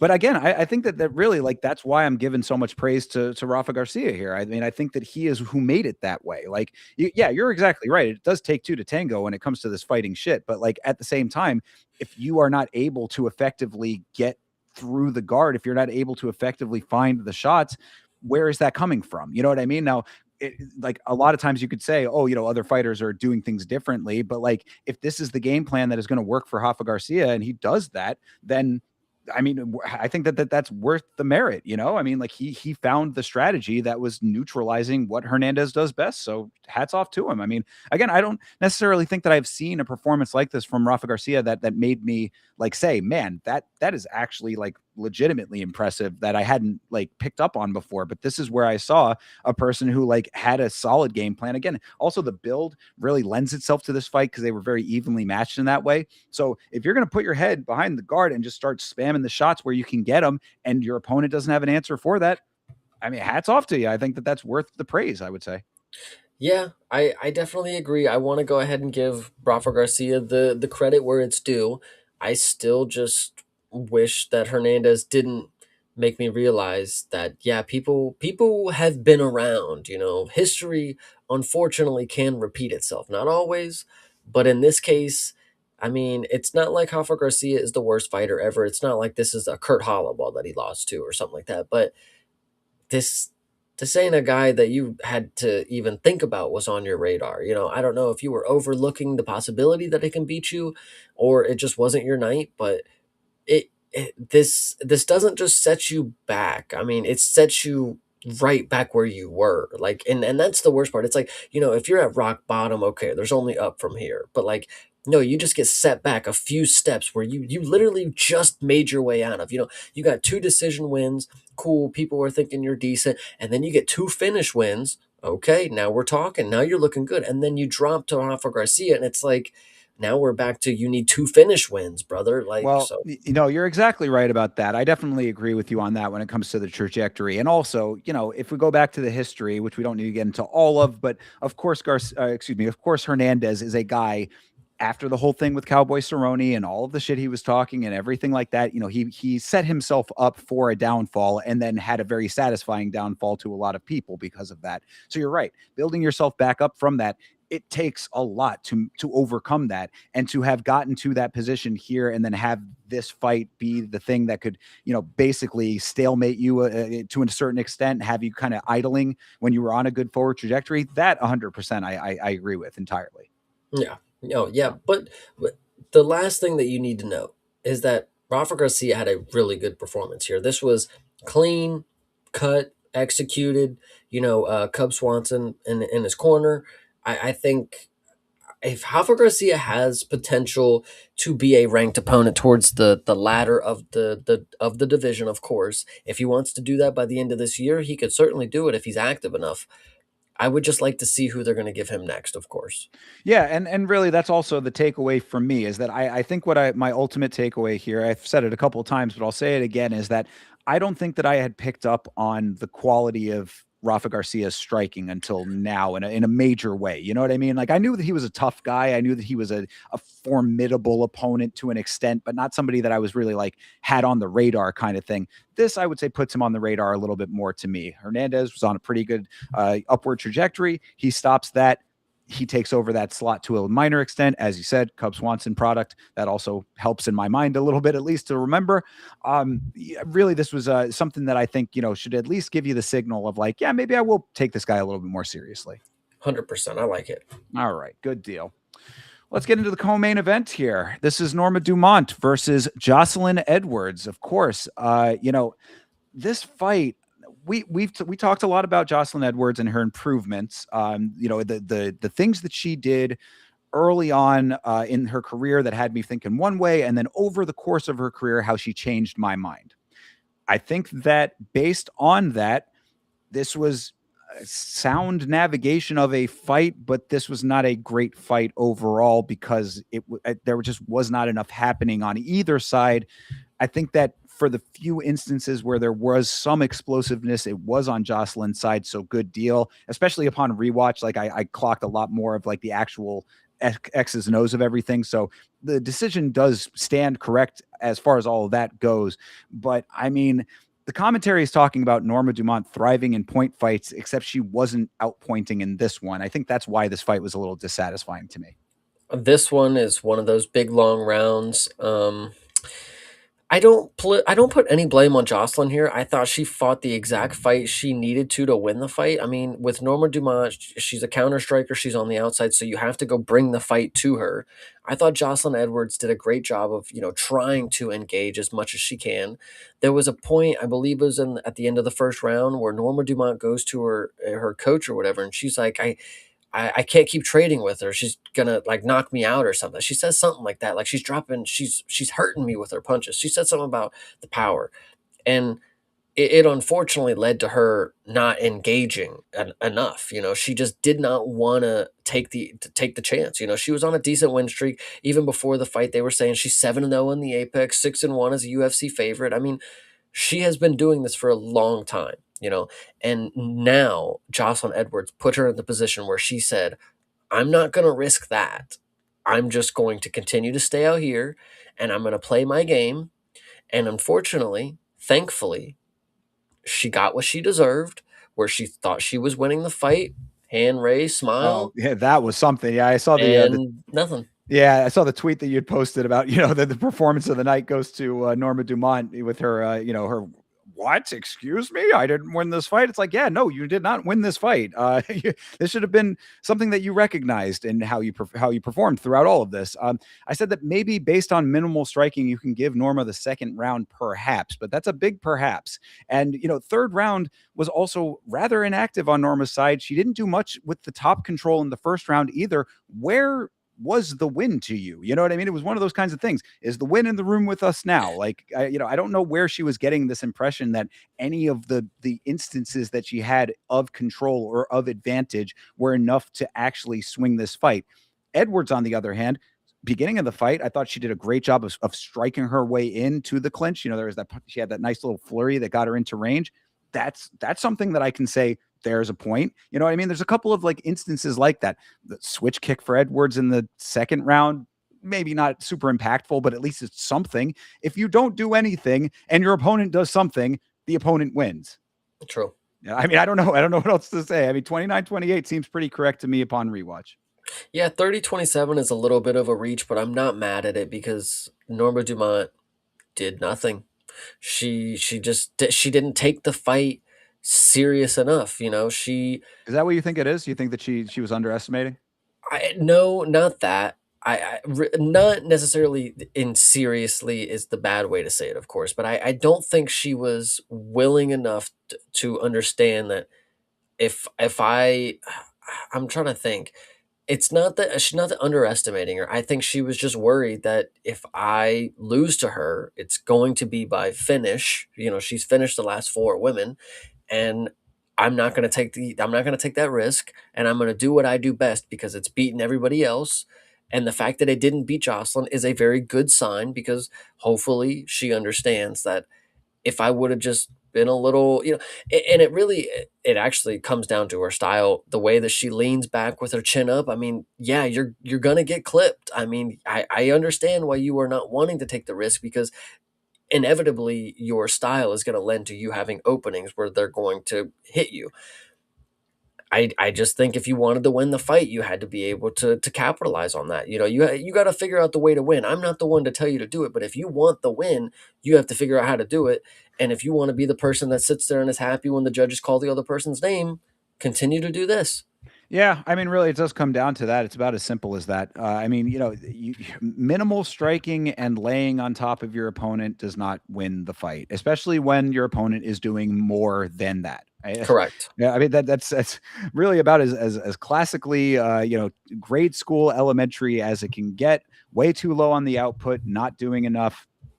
Edwards wins this fight. I mean, and there's really not like any kind of like overly dramatic things to talk about with this one either. This is similar to the McConaughey fight that we talked about earlier. I mean, like there's not something that I would like say is like, oh, this is the main takeaway of this fight. I mean, I guess the takeaway is that Jocelyn Edwards enters a higher ranking now. She's going to be decently ranked in bantamweight, which needs more actual finishers and a better crop of talent in women's bantamweight. So there's your takeaway in the big picture, but in the micro level here, I mean, like it sure it was a fight. I mean, the co-main event, was it worth it that? I don't yeah.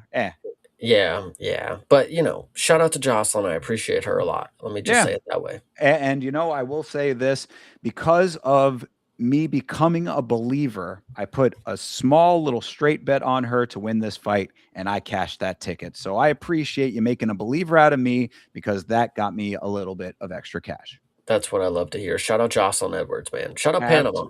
Yeah, absolutely. There you go. Underrepresented country in the sport, having somebody doing big things for them. I appreciate that too. Yeah. All right, well, that takes us to the main event of the evening. Oh, buddy, this is Aljamain Sterling versus Youssef Zalal. Let me start off by saying something, Chase, because I was thinking about this a good amount after watching this fight. And of course, I mentioned that I do the Sunday night Muay Thai, so I was on stream and people were asking me about this fight. What I want to say is that this sport sometimes is surprising to me in the sense that there are people who become elite in this sport and can really hold on to that elite level throughout a number of different twists and turns in their career. And then when you think that the wave is like resetting itself, that the new role is about to start happening, you see some guys who are really like starting to give you the impression that maybe the changing of the guard is happening, or that it could be something that could be like this person might be the next one to usher in the new era. It just sometimes goes back to a very basic concept of elite is elite for a reason. And whether you like or dislike Aljamain Sterling, because there's a long storied history of why you might feel how you feel about him, I don't think it is deniable that this guy has elite qualities that are, that are overwhelming to someone who is maybe not of the ready for the test, maybe not at the mental readiness that you need to encounter it. Because what I saw in this fight was a Youssef Zalal who looked like a deer in the headlights for a lot of this, especially after round one. There were a lot of instances where he looked very timid. He looked very nervous about getting taken down. He looked very nervous about standing and trading because he knew that the level change was coming. He was very in his own head. And that is a self-fulfilling prophecy in this sport. When you are that worried about getting taken down, you are probably going to get taken down. Or you're going to do nothing and maybe save face by not, but that was not the case here. So I say all of that to say Aljamain Sterling retains a lot of the greatness that he once had. I think that he still has, and maybe that people might have been doubting over time. And that's on them, certainly on me for having that potentially as the mindset, and then also for putting a little bit more stock in Youssef Zalal than maybe was necessary based on the credentials that he had coming into this fight. This one, not much to say. Aljamain dominated. Yusuf Zalal, I never was the biggest on you. So me picking you and losing out, I mean that's fine by me. I'm cool with it, dude. You just proved me right. And the most unfortunate thing that I think about this fight is not the fight itself. It's not that you shit the bed in front of, the Apex. It's not that you got dominated. 50-45 is what I fucking called it, by the way. But whatever, if they want to give him a round, sure. But the thing that makes me so mad, and this is how I know that I was right all along, Yusuf Zalal is never going to be anything. Post-fight speech wraps up with Aljamain Sterling. He gets to head off and celebrate. They pull up to Yusuf Zalal with the biggest fucking smile on his face. He is in the happiest mood of his life after he just got dominated in the biggest opportunity of it. Like, I go back to Whaley and Shevchenko. It was different. Whaley was happy. She was just happy to be there. She faced the greatest of all time. It just didn't go her way. She was reaching for greatness. It didn't go her way. Yusuf Zalal. This is a fucking bantamweight, brother. He literally had the nerve to say, no one can hold me down. No one could hold me. But brother, you got held down for 4 out of 5 rounds at best. And even in that 5th round that, it was the 3rd round that he won. I thought even in that round, you got the position based on the initiation from Aljo. No one can hold you down. Someone did hold you down for 25 minutes. Now it just makes me mad, bro. You should be mad at yourself. You have a fight like that, you have a performance like that, you should be mad at yourself. This was your ticket to get a title shot. Brother, you are already in your second stint in the UFC. Now you're happy. You're happy you just got dominated. I know you're not happy you got dominated, but the fact that you could even muster up a smile after that shows me you're not taking the shit as serious as other people. There's other people out there who, if they lost the fight, they go sit in the woods for 3 fucking months or whatever happens. They go sit in darkness. You know what you do? Have a great fucking time. Where's your cigar? You had a participation. You were here. Like Yeah, I mean, I'm not putting as much stock in that specifically. I can, it, fair that you feel that way. I'm not saying that you're wrong for highlighting it. all that I'm saying is people will, you could and I agree it's an understandable point of view to say I'm not going to put stock into it. But when he doesn't amount to anything, and it's because he doesn't take the shit serious, I mean, all that I can say is that the signs were here, Like, Well, how I mean, many times are you going to lose and be happy, that's before you actually do Oh, something about it? right, and what I would say, though, is that it's like, half glass full kinda guy. I was in a fight with an elite grappler and, elite wrestler, a guy The who one that I fucking overlooked all week that I said I'm going to go fight Volkanovski next. I can't wait for Volkanovski. I got all the receipts on this well, guy. yeah, that's unfortunate. That's definitely not cool that he was looking past Aljo. To think that you should have been looking past Aljo is definitely a miscalculation, an obvious miscalculation. You should have seen that from a mile away. But, as far as just being like, dude who's like, "Oh, I'll get better off of it." Again, it's like it's hard to say after seeing what we saw in this for sure. I will grant you that I'm not disagreeing with what you're saying here. Bro was about to quit in the fourth round from Well, oh, we can fucking. talk about that. Yeah, no. So yeah, have that in the notes for sure. Fourth round, Zalal looked like he was tapping. Perhaps he wasn't, but it was understandable as to why you would think that he might have been because he was getting his head pounded away at like a side of beef. Aljamain Sterling, the striker in this fight, by the way. I mean, a lot of striking on display for Aljamain Sterling again because Zalal did not initiate anything in this fight. That's my biggest note. Again, you talk about the celebration or lack thereof, or however, the after the fight stuff.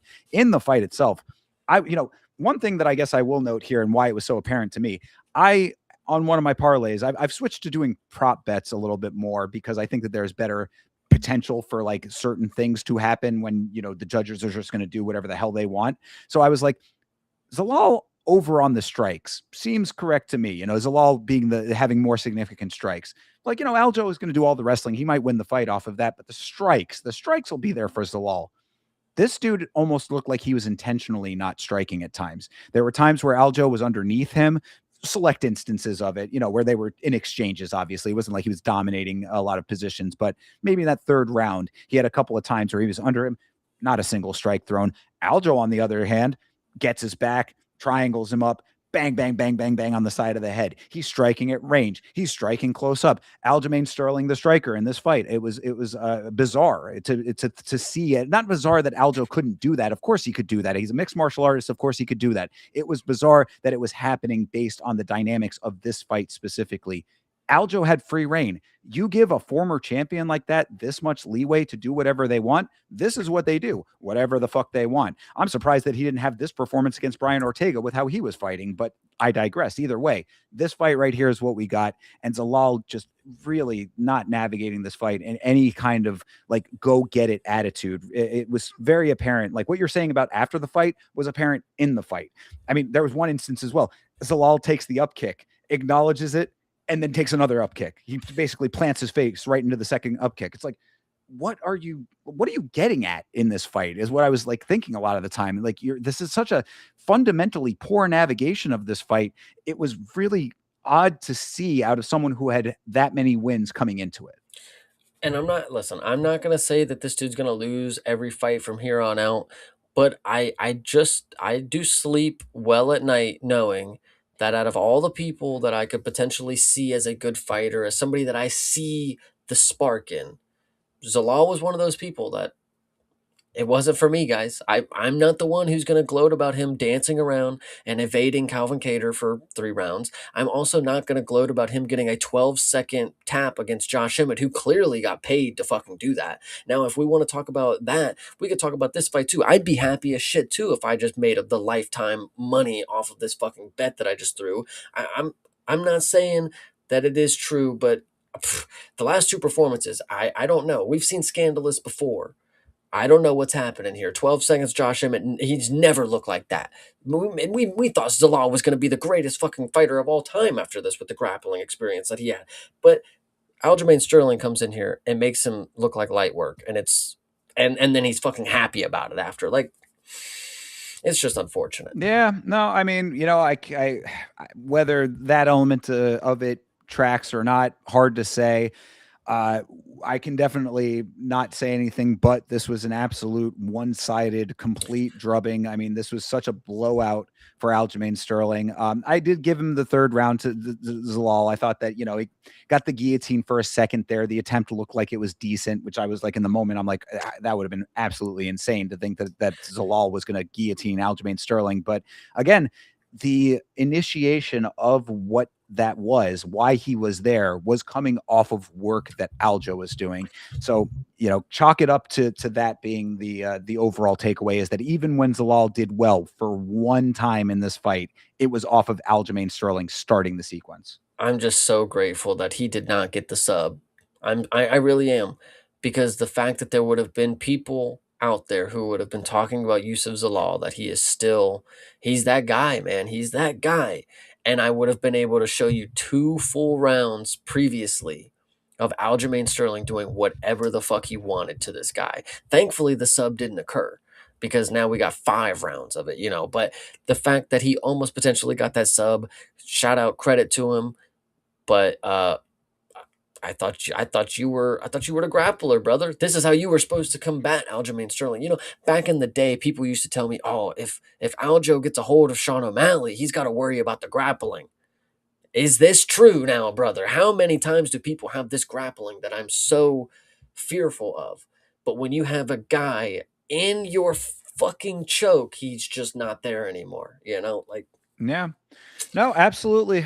This, I classed this very similarly to the way that I classed Fluffy Hernandez, who was in attendance at this event, actually. So kind of ironic, I suppose. But the same way I felt about Fluffy losing to Sean Strickland is exactly how I feel about this. I am certainly a person who welcomes new and interesting developments in this sport, new fighters becoming the new elites that are going to take divisions into their next era.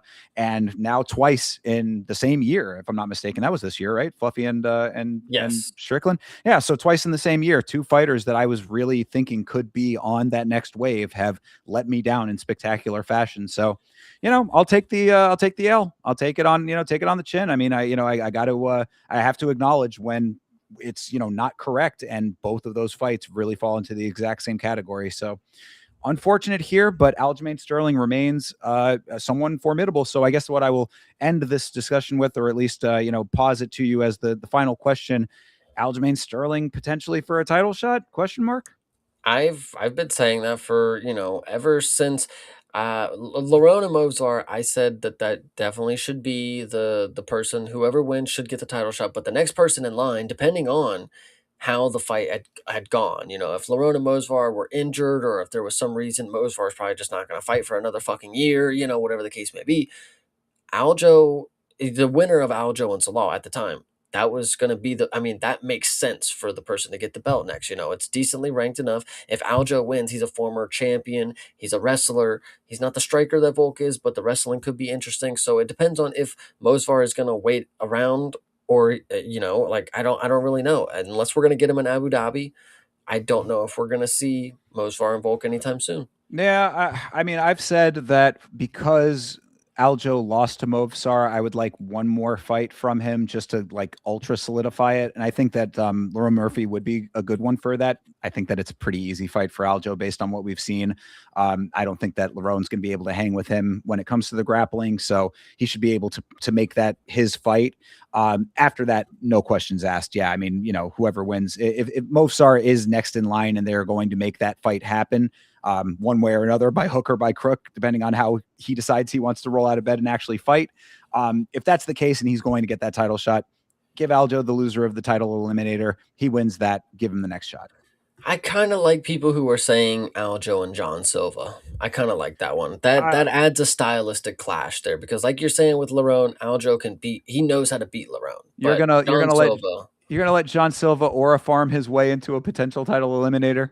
It's not a potential title eliminator at the time because you still have to see how the White House shapes up. If Diego Lopez wins again, we'll get the trilogy, guys. Oh Don't you God, know? don't even say that. Do not say something wild like that. But if Steve Garcia wins, I mean, we have a whole new That that's tracks more, John yeah. Silva's nullified if Steve Garcia's in the top five. Yeah, that tracks a lot more. So yeah, we will have to see about that. I agree with you on that point. But yeah, I mean, look, Aljo, he has the credentials from the other division. It makes sense. I'd say again, whatever fight you decide is the fight. I'd say one more fight and then title shot is likely.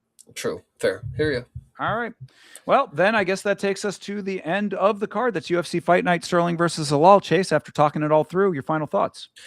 I was wrong. I had a fun time during this card, but after realizing there was only two finishes on this, Yeah. no reason I was kind of I guess I was delirious, guys. This was hard. What I would say is that even yes, there was a lack of finishes on this card that is definitely very apparent. However, I did think that we had some really good standout performances, and I often say that, but like this one, I think really like is one that exemplifies that.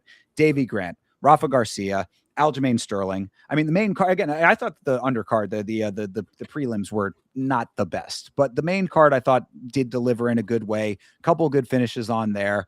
I'm sticking with my original assessment of being satisfied. Just being baseline satisfied. Hell yeah, I appreciate that.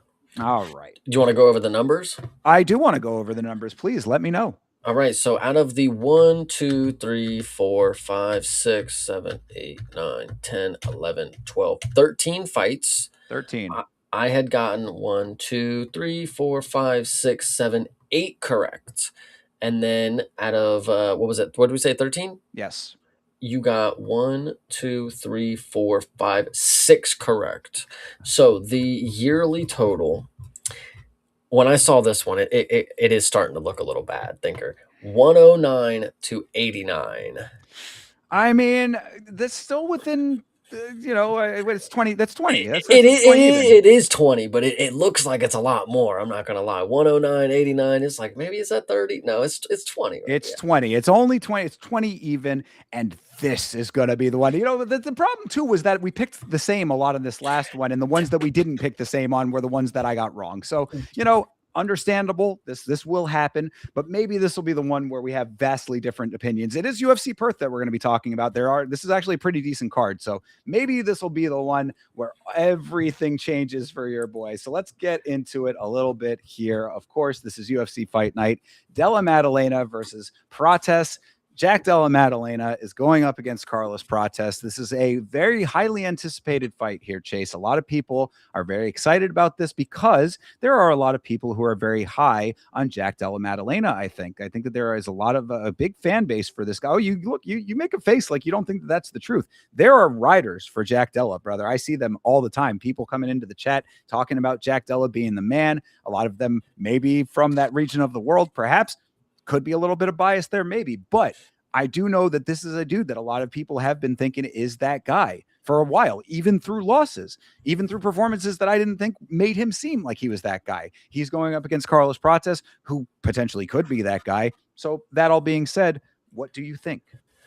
I do believe, I 100% believe that JDM is going to give a better matchup than a lot of people are going to give him credit for. Now, I don't know about these JDM stands that you're talking about. I personally only know of the Carlos Prates stands, and I know this dude's got a big fan base, and they think he's going to run right through JDM. I personally don't think that.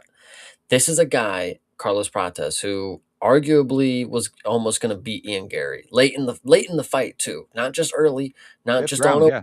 It was almost going to be a late finish for Carlos Prates. So I have no questions if he can do it for the amount of time that we're going to have in this fight.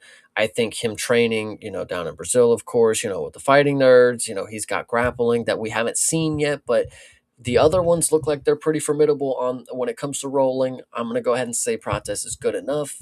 Obviously, we saw a little bit of it in the Gary fight, but with JDM, it's going to be a stand-up fight. You cannot deny what you're going to see here. Carlos Prates and JDM are going to strike with each other, but JDM, he's real tough, guys. I think he's a lot tougher than people are expecting. And not to say that Carlos Prates hasn't faced tougher opponents. Yi Jing Liang, never been knocked out. I guess not quite knocked out, but JDM, I think his toughness will allow him to continue the fight, and I won't stand there and let him punch me in the face. If he's working me over a little bit, I got to slip one, and I'll go for a takedown. I think JDM has the ability to mix things up here, but Carlos Prates is just he's just on top. He kind of has a little, when Alex was on his way up, just nothing can beat him. Even if he loses, dude, nothing can stop him. He's got the trajectory that just like you can't deny that Carlos Prates just has the energy that's just shooting him right to the top. And I think this fight is gonna be a Carlos Prates victory. Yeah, I mean, I think that the thought process is correct in the sense that like Carlos Prates has answers.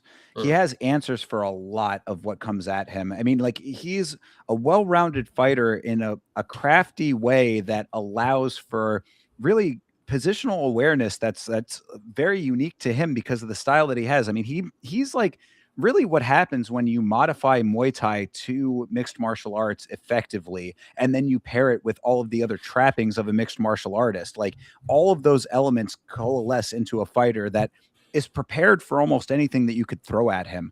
And I don't think that Jack Della is that multidimensional. To be perfectly honest, and granted, people say that I'm a hater. I am not a hater of the guy. I just recognize limitations in Jack Della's game that I have seen now consistently. He's a guy who is very tough. He will certainly make this go for a long time. I don't even know if Carlos is going to be able to finish him. But I do know that this is going to be something where if Carlos is going to have that level of adversity where he has to be as on his toes for 5 rounds, he can do that. And he can go through and make this the fight that he wants it to be. Jack Della does not present the same level of well-roundedness that Ian Gary brought to their fight. He is going to be trying to land heavy shots. He's going to use some good footwork as far as keeping the boxing moving and in positionally changing to where he wants it to be. But Carlos Prates can also do all of those things plus the things that he does on top of it. So I think that Carlos Prates just brings a tool bag that is more than what Jack Della is working with. I'm excited to see how this one pans out. This is going to be a good main event for sure. I'm really excited about this myself, actually. And look, if Jack Della can somehow figure out the way to make this work, then maybe I will start changing my tune about him. But until I see it, I'm going to need to see it to believe it. All right, I hear you. All right, so both going with Carlos Prates then. That is exactly what we're going to do. That is correct. All right. Well, next up, I already know what's coming here. So this is Beneil Dariush, and he is going up against Quillen Salkeld. Chase, your thoughts. If you guys have been keeping up with the show for the amount of time that we've been watching Quillen, you'll remember that I have, obviously the Anshul Jabli 13-second knockout, whatever you want to say. When it came to the Nasrat Hakparas fight, what's key to note is that the fight was not going his way. He was not looking the best. He shot takedowns. Nasrat stuffed him. He was on the feet. He wasn't, making anything work. Nasrat was looking good, defensively sound. But then he's able to just pull something out. Pulls it out, finishes the fight, bing, bang, boom. So with that being said, I would love to believe that the match is going to look quite close in the first opening minutes or so. Dariush might get a takedown. Quillen might be on his back.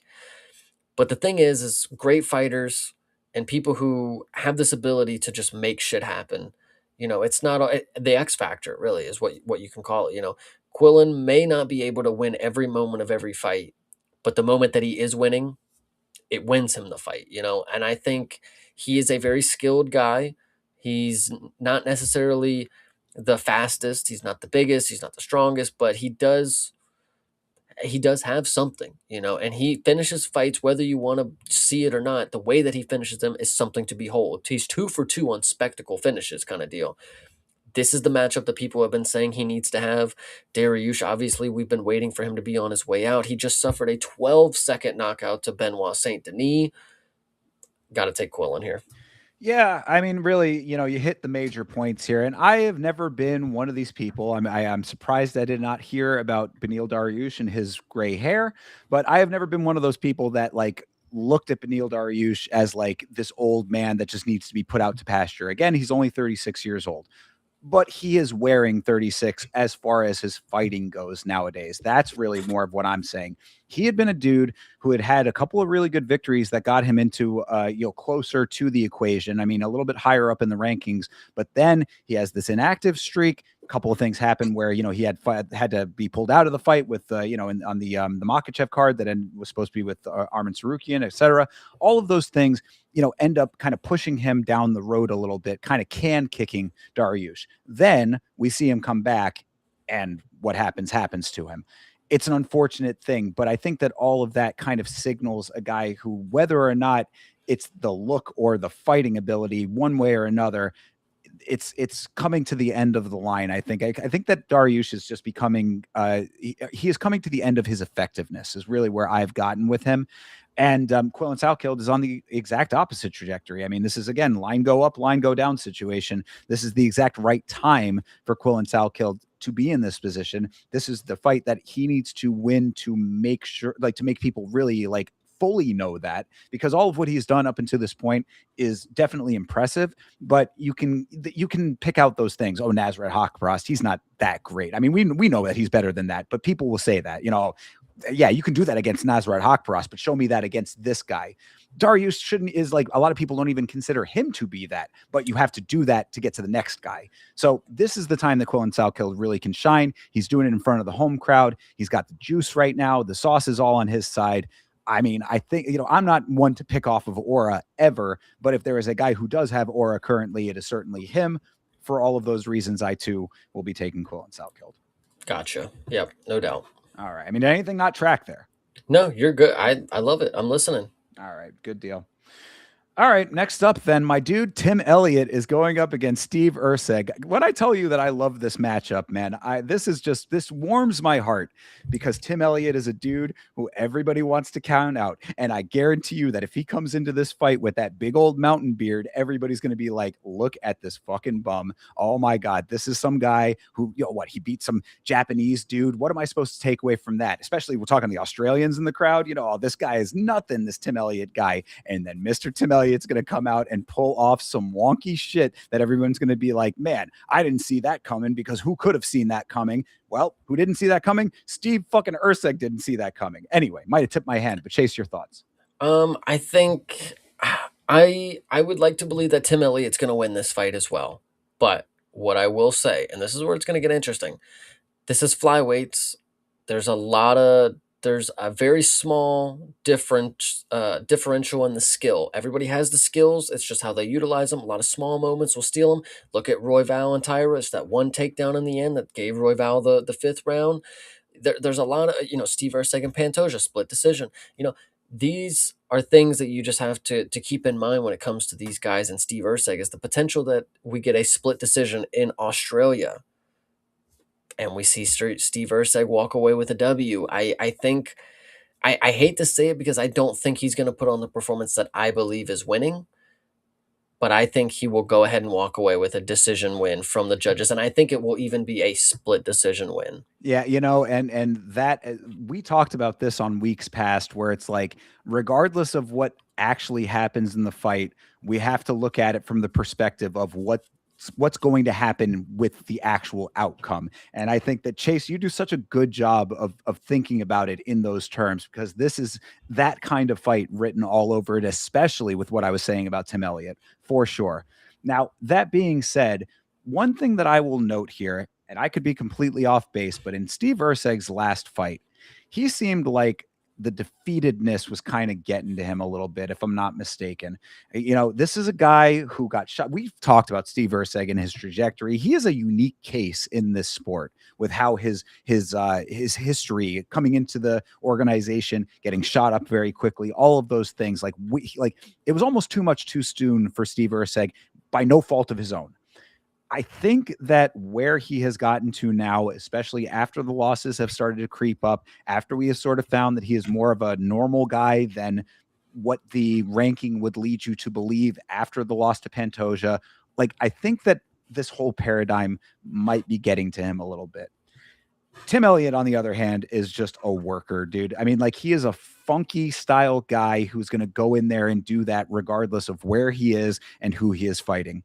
For those reasons, and even knowing that what you just outlined could very well, very, very, very well be exactly what is going to happen, I'm still going to go with Tim Elliott because I think that this could be the performance that ends up being the thing that is like, okay, now people maybe realize Tim Elliott is that dude a little bit more than all of his other previous stuff might have led you to believe. And I know 22 and 13 and 1, that is not a record that screams like, oh, this should be the next guy. I'm not even saying he's going to be the next guy. I'm saying that Steve Erceg, where he is now, versus Tim Elliott, where he has always sort of revolved at, I think that's where my thought is. 100%. I like it. Yeah. All right, so you're going Urseg and I'm going Elliott. I'm going Urseg, but I think Tim Elliott is going to win the matchup, in my opinion, by my estimate. Well, then, keep that all in perspective when, we are on our next episode here. We'll see what happens with the judging and everything. Just remember this conversation. And also, if you're out there, you know that we're both streaming to our individual channels. So make sure you like the channel who you think has the better takes on these. Yes, absolutely. All right. Well, next up, the meal deal. Shamil Gaziv's fighting Brando Perichik. Brother, what do you think about this right here? Brando is definitely a prospect to look out for, and I'm very excited to see him. And I do think he is somebody that is on my watch this list for sure. Like I got to keep up with this guy, but I want to go with Shamil on this one. I want to say Shamil, while he is a blobbering buffoon and he's going to be out there doing his thing, he does have grappling. He does have a ability to push you up against the cage, and he'll knee you, and he might be able to shoot a takedown. I don't think he has the tools to win on the feet, so I'm gonna hope that he does something clinch worthy, grappling. But I think at the end of the day, it gets to round 2, and I think that's when Shamil is able to finish this fight. Well, so, okay. Brando Perichik fought Louis Sutherland in his last fight. That was a performance, if you recall, that Brando was head full of steam, came out very aggressive very early. That was something that I liked about him. And Louis Sutherland did try to initiate the grappling in that fight. Now, what I would say is based on those things, if, and this is a big if because we have seen this time and time again where a guy fights one way and then another thing happens in his next fight and it completely throws off the thought process. But one a good example of that is Tom's buddy, I'm forgetting his name off the top of my head. Della. Della, thank you, very exactly, Ante Della. So Brando Perichik, I'm going to go off of what I have seen out of him. If Shamil is thinking that he is going to be able to walk into this fight and immediately shoot, and that's going to be the thing that takes it to later rounds, I think that Brando is going to have a really easy time with this fight. I think that because if he's going to try to level change on him early, if that's what he thinks is going to be the thing that's like, okay, I'll stall him for a little while. I'll take him down, maybe try to lay on top of him, gas him out a little bit, wear him down. I think that Brando's onto that off rip. I think that he has a game plan that is effective against that. If Shamil's going to try to strike with him, he's definitely going to have problems there. So again, going off of what I've already seen out of Brando with a guy who basically had that game plan, he had to go through a couple of little minor grappling exchange or minor wrestling exchanges to get himself into the knockout position against Louis Sutherland. Sutherland, not a great fighter, so Shamil should have better success there. What I'm saying is I think Brando can weather the grappling storm, weather the wrestling storm most definitely. If it gets into a grappling situation, we'll have to see how he does. But wrestling, 100%, I think he's able to hold his own. And if he is as aggressive as he was in his last fight, Shamil's going to have problems. I think the real issue comes for me is that we've seen one performance from Brando. I'm not going to sit here, and I know Lachlan, I see you. He's the next heavyweight champion. Fine, fair. I've seen one performance from him. I will not jump the gun too soon. If Brando looks like shit this next fight, there's why I didn't give him the keys right there. But if he looks like a god one more time, listen, this is a guy that Waldo Cortez Acosta knocked out. That's a guy who doesn't knock out many people. I mean, he knocked out D'Elia, give him that. But Shamil, he knocked him square out on his ass, flatlined. Brando, if you can't do what Waldo Cortez Acosta can do, we're starting to question where your ranks lie here. And let me be clear, 6'4" versus 6'5" here. I don't remember Brando in his last fight and thinking, God, that dude's massive. But when I see Shamil, I say, that dude's fucking massive. So I'm just saying, we'll see how this actually works out. Massive with emphasis on the mass. Yeah, no, look, I mean, if Shamil can go in there and get his way for the entire fight, that changes my tune too. I've always liked the Shamil memes. I'm a fan of of Shamil for against John Jones and all of that kind of stuff. I'm going off of just raw data based on what I saw out of Brando. He's a dude, if you want to get into the deeper stuff, which obviously is very minor here, but I will at least say he's a guy that left a family behind in Serbia or whatever country he comes from to train in Australia because he wants to make this dream a reality. He's got a lot on the line. In that regard, I think he takes the sport pretty seriously. I want to believe that he comes out and replicates what he did against Sutherland and just goes for it early. If he can do that, I think he has the success. That's awesome. I love it. I introduce this next banger of a fight. I got to run to the restroom so we can finish this out really strong. So I'll just All be right. right back. You do your thing. And chat, you guys know the drill. Every time that this happens here, I'm going to need to see L's in the chat for Chase Parton. I have to go to the bathroom too. Every episode, immediately after we cut to the end screen, I run off to the bathroom because I got to go. I'm holding it for the entire episode. Only Chase Parton actually takes the break mid episode. So spam those L's for me if you got them. But the next fight up that we are going to be talking about is, of course, Tai Tuivasa versus the aforementioned Louis Sutherland. I mean, if you have not seen a fight that is more definitively saying to you, we need one person to get a win so badly, I don't know if I can present a better version of that. Tai Tuivasa is on a massive losing streak. It is amazing to me that he has not been cut from this promotion already. I don't think that I have ever seen a fighter skate by on his outside of the ring personality and persona more than Tai Tuivasa at this point. And they are trying to set him up for a win so meticulously here when they're setting him up against Louis Sutherland, who is 10-5 at this point and has not won inside of the UFC. Am I right about that? I'm fairly certain that I am. He has come into the organization. Yeah, he has come into the organization with, I guess he was, what was it? 10-3, excuse me, 10-3. And he has taken 2 losses inside of the organization at this point. So they really have the impression that this guy, Louis Sutherland, is not a great fighter. They're trying to sacrifice him to Tai Tuivasa. And the question is, can Tai Tuivasa actually live up to the person to be the sacrifice maker? I think, one, thank you for killing that dead air. Love it. But also, this fight is by far one of the worst to actually put stock into because either one that you pick, the one that loses, I mean, and to be fair, it could be either of them. You're going to look so dumb because it's going to be the dumbest way that these dudes lose. A double knockout, hopefully, is valid here, but it is. God, this is such an unfortunate matchup that we have to endure. I want to go ahead and take Louis for the only reason that Ty has not shown that he can win a fight in the last however many. Uh, Even with against Taliesin, Taliesin looked like shit, and he did nothing. Excuse me, and then he did nothing with it. Louis Sutherland also is going to look like shit, but I think. Which one are you taking? I'll just take the opposite. I mean, the craziest thing to me about this is that because Louis Sutherland has not proven to me that he is of the UFC caliber, I kind of have to go with Ty because he has gotten a win inside the organization before, but that feels like eons ago at this point.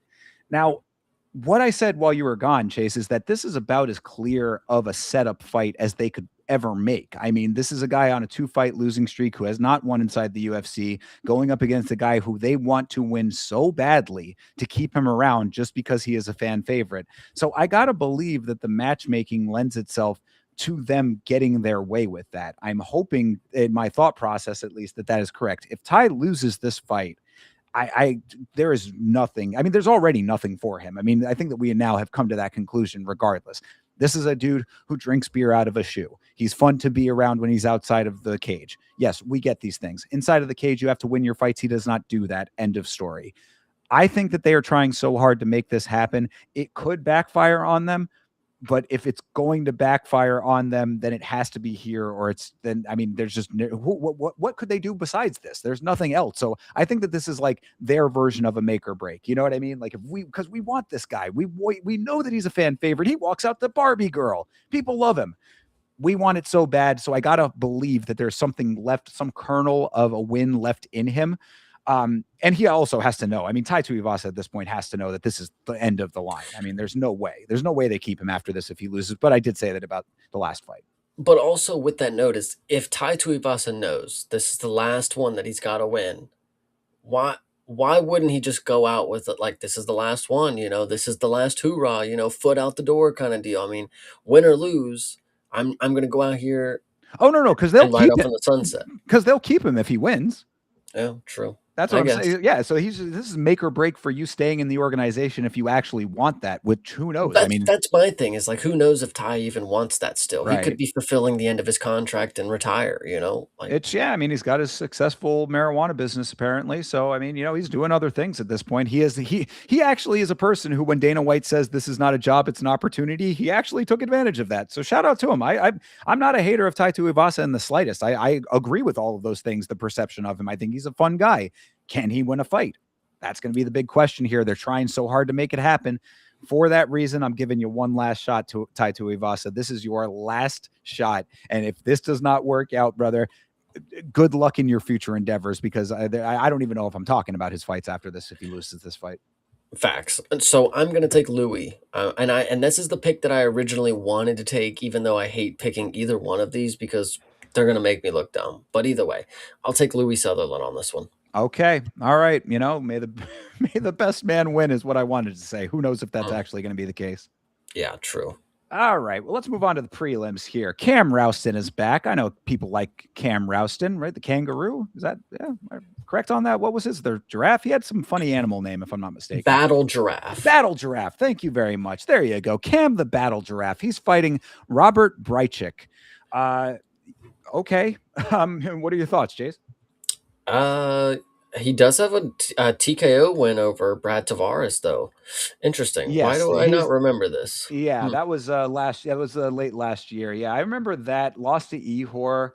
And then guy Ihor Potieria? yeah, lost Yeah. unanimously to Ehor Potieria. Yep. Cam Ralston it is, brother. Easy setup, you're thinking? Yeah, obviously. I mean, it's a Polish guy, though. Like, Cam Ralston has been finishing a lot of the people that he's walked into in his, he lost in Contender Series, of course, and then he comes back in here and he's making a big name for himself, getting these finishes. They obviously know that this Polish guy's probably pretty tough. They want to give not an immediate knockout. Yeah, he's only been finished once on the feet, once by submission. I think they're expecting a fight to be brought to Cam Ralston, and they want to see him win a decision with somebody who's not going to stop walking forward. Yeah, I like the thought process on this. Obviously, we're in Australia. You want to get, this is a featured prelim here. This is setting up for, a fireworks display for Cam Ralston is basically what I'm getting out of this. I mean, a guy who, again, we talk about guys coming in from other organizations. If you think that having a lot of wins in Octagon colors my opinion in any way, shape, or form, you are mistaken. Cam Ralston has shown, he actually proved me wrong. I was kind of skeptical of the guy. I mean, he came out and did his thing in his last fight. I wouldn't say that he necessarily made a full-on believer out of me, but when his opponent is this guy, yeah, I'm also going to take Cam Ralston. 100%. I love it. All right. Oh, we were just talking about Tuivasa and mini Tuivasas over here. The Tafas. Junior Tafa is the one that's in this fight, and he is fighting Kevin Christian. Oh Jesus Christ! This is yet another one where it looks like they are really trying to set up Tafa to get a win. I mean, this is a Tafa who is 6-5 right now, going up against Kevin Christian, the grappling specialist supposedly who got submitted brutally by Billy Elicana. So. What do you make of this? That was definitely going to be my thing. I want to take Kevin Christian. because I don't want to take a Tafa for sure. But the thing that is worrisome about Kevin Christian, if you remember that submission, of course, very brutal. Chris Tione completely missing the tap, and I really don't know if that's going to affect this guy or not. Is he going to come out with the killer mentality like, yo, this dude almost died in there? Like, again, go back to the submission. He's tapping away. He thinks he's going to get let go. No, brother, you're gonna get smothered. You And think and he's been traumatized? He's got PTSD from that instance. I truly do believe, like, what if he just never initiates grappling again? He's like, bro, I'm not gonna get fucking choked out again. I'll just stand and bang from here on out. We don't know what the case is gonna be, but I truly believe, like, going through something like that, the ref is supposed to save you, and in your mind, the last thing you remember is tapping, and the ref did not save you. Like, I just don't know. Obviously, it's not going to be the same situation here, but I want to go ahead and believe that Kevin Christian I mean, 31 years old. He's still got a bright future at light heavyweight, guys. I mean, Tafa, though, we know that there's no future here. I mean, this is the problem with predicting Tafa fights is very simple. Can Kevin Christian get him to the ground? Can he get him to the ground? That's all you have to ask. If the answer is yes, he will win the fight. If the answer is no, he will not win the fight. I don't know the answer. That's the problem. What we saw was Billy Elicana, who, I would class him as good, not great still. I mean, maybe there's more to him, and I have not seen that yet, or I'm, still in the process of seeing that, I guess is what I'll say. I don't dislike the guy, but, I mean, I would not, what I've seen so far, I would not put him in the elite category or soon to be elite. What we saw is this high level grappling guy get choked out. So beaten at his own game, basically. Can he take down Junior Tafa? This is the big question. I don't know the answer to it, so I have a very hard time making a choice on this. So you got to do it, man. I know. Oh, it kills me right now. You're going to take Ty and Junior Tafa. I Bro, know, think dude. about this. I know. This is a crazy thing to me. This is a crazy thing. I got to believe that there are not going to be all of the Australians just getting their way on this card, but this seems like such a layup, and I was never You super took high Tim on. Elliott. You took Tim Elliott and True. Prates. Fair You're enough. good. Fair enough. Yeah, that's a good point, I guess. Yeah, I did take some of the other ones. All right. Well, fair enough. Either way, though, oh man, can Kevin Christian do it? This is such a crazy thing to try to Let figure out. me let me tell you this also, and this is just to help you pick Junior Tafa. Junior Tafa is, again, and this is a ex-Glory heavyweight champion. He's now back down to light heavyweight. He does have the ability to stop fights with one punch. Kevin Christian is a tall man who probably has the tall man defense where he does this Well, that's and what I then was he gonna. gets clipped. I was gonna ask you too. Do you remember if Elikana set up the choke with a strike? Did he Oh no, knock he him down? yes, he did. Yeah, Okay, he like broke his fucking eye, there bro. you. Yeah. Okay, then you know what? I will take Tafa. I'm gonna say, because you want to know why I'll tell it to you like this. Kevin Christian came in off of the Contender Series, lost his first fight thereafter. So basically, this is still a Contender Series guy to me. That being said, Junior Tafa has more experience in the organization. We saw him get knocked down into a submission. He can knock him down too. He can knock him down and put him out.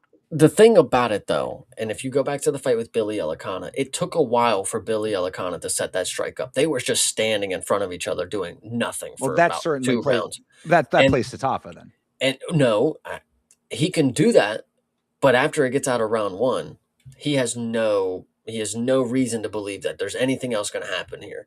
I think Kevin Christian will get this out of round 1, and I think he will have the striking advantage, but there will always be the threat that, oh, Tafa, even though he's fucking hands down, hands on his side, he's just gonna throw that one Hail Mary, and that's just how it is for some of these fighters, where Kevin Christian will just be the type of guy to just lean his head back and just get clipped by the guy who can only throw the same punch that can land when you do that.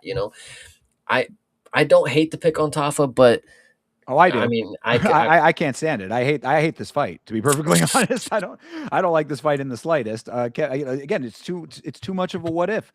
The true. fact that he all it takes is keeping these guys down. This also goes for Tai Tuivasa. If Louis Sutherland can get him down, fight's over. I mean, True. that's all that it comes down to. So, I mean, I think that I'm setting myself up for a major downfall here.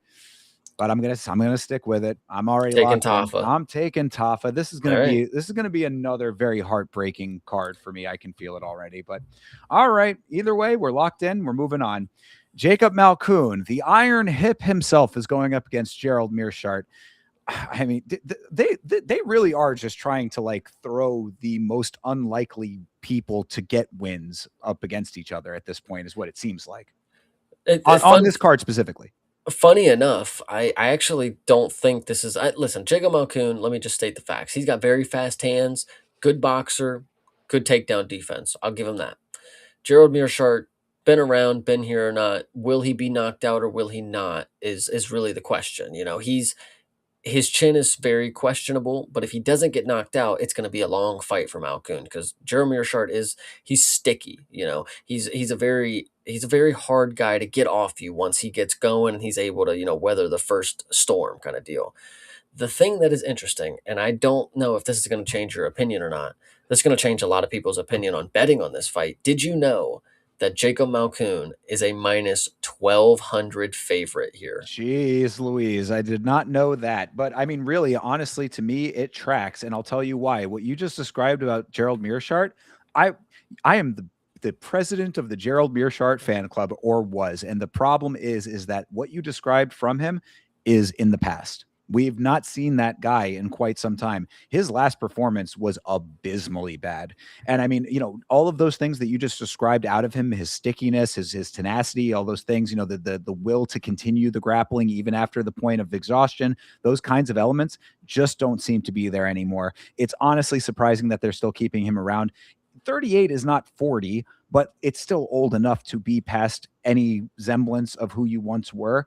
And we're seeing the performances that inform that at this point. So for that reason, I mean, Jacob Malkoun being that big of a favorite, I don't like that you're looking at the odds, by the way. But I'm not. oh, No, I know that one from that was just in the Discord a little bit ago. That okay. was posted on Twitter like, yo, you gotta be fucking kidding me. Minus 1,200 for this dude. Like, Again, sad that I think that it tracks though. I mean, and then dude, Malkoun in his last fight beat Torres Finney after Torres Finney injured himself. Brother, this is not a guy that deserves a minus 1,200 price tag ever. But that being said, if this was minus 275, I would still be in the same camp.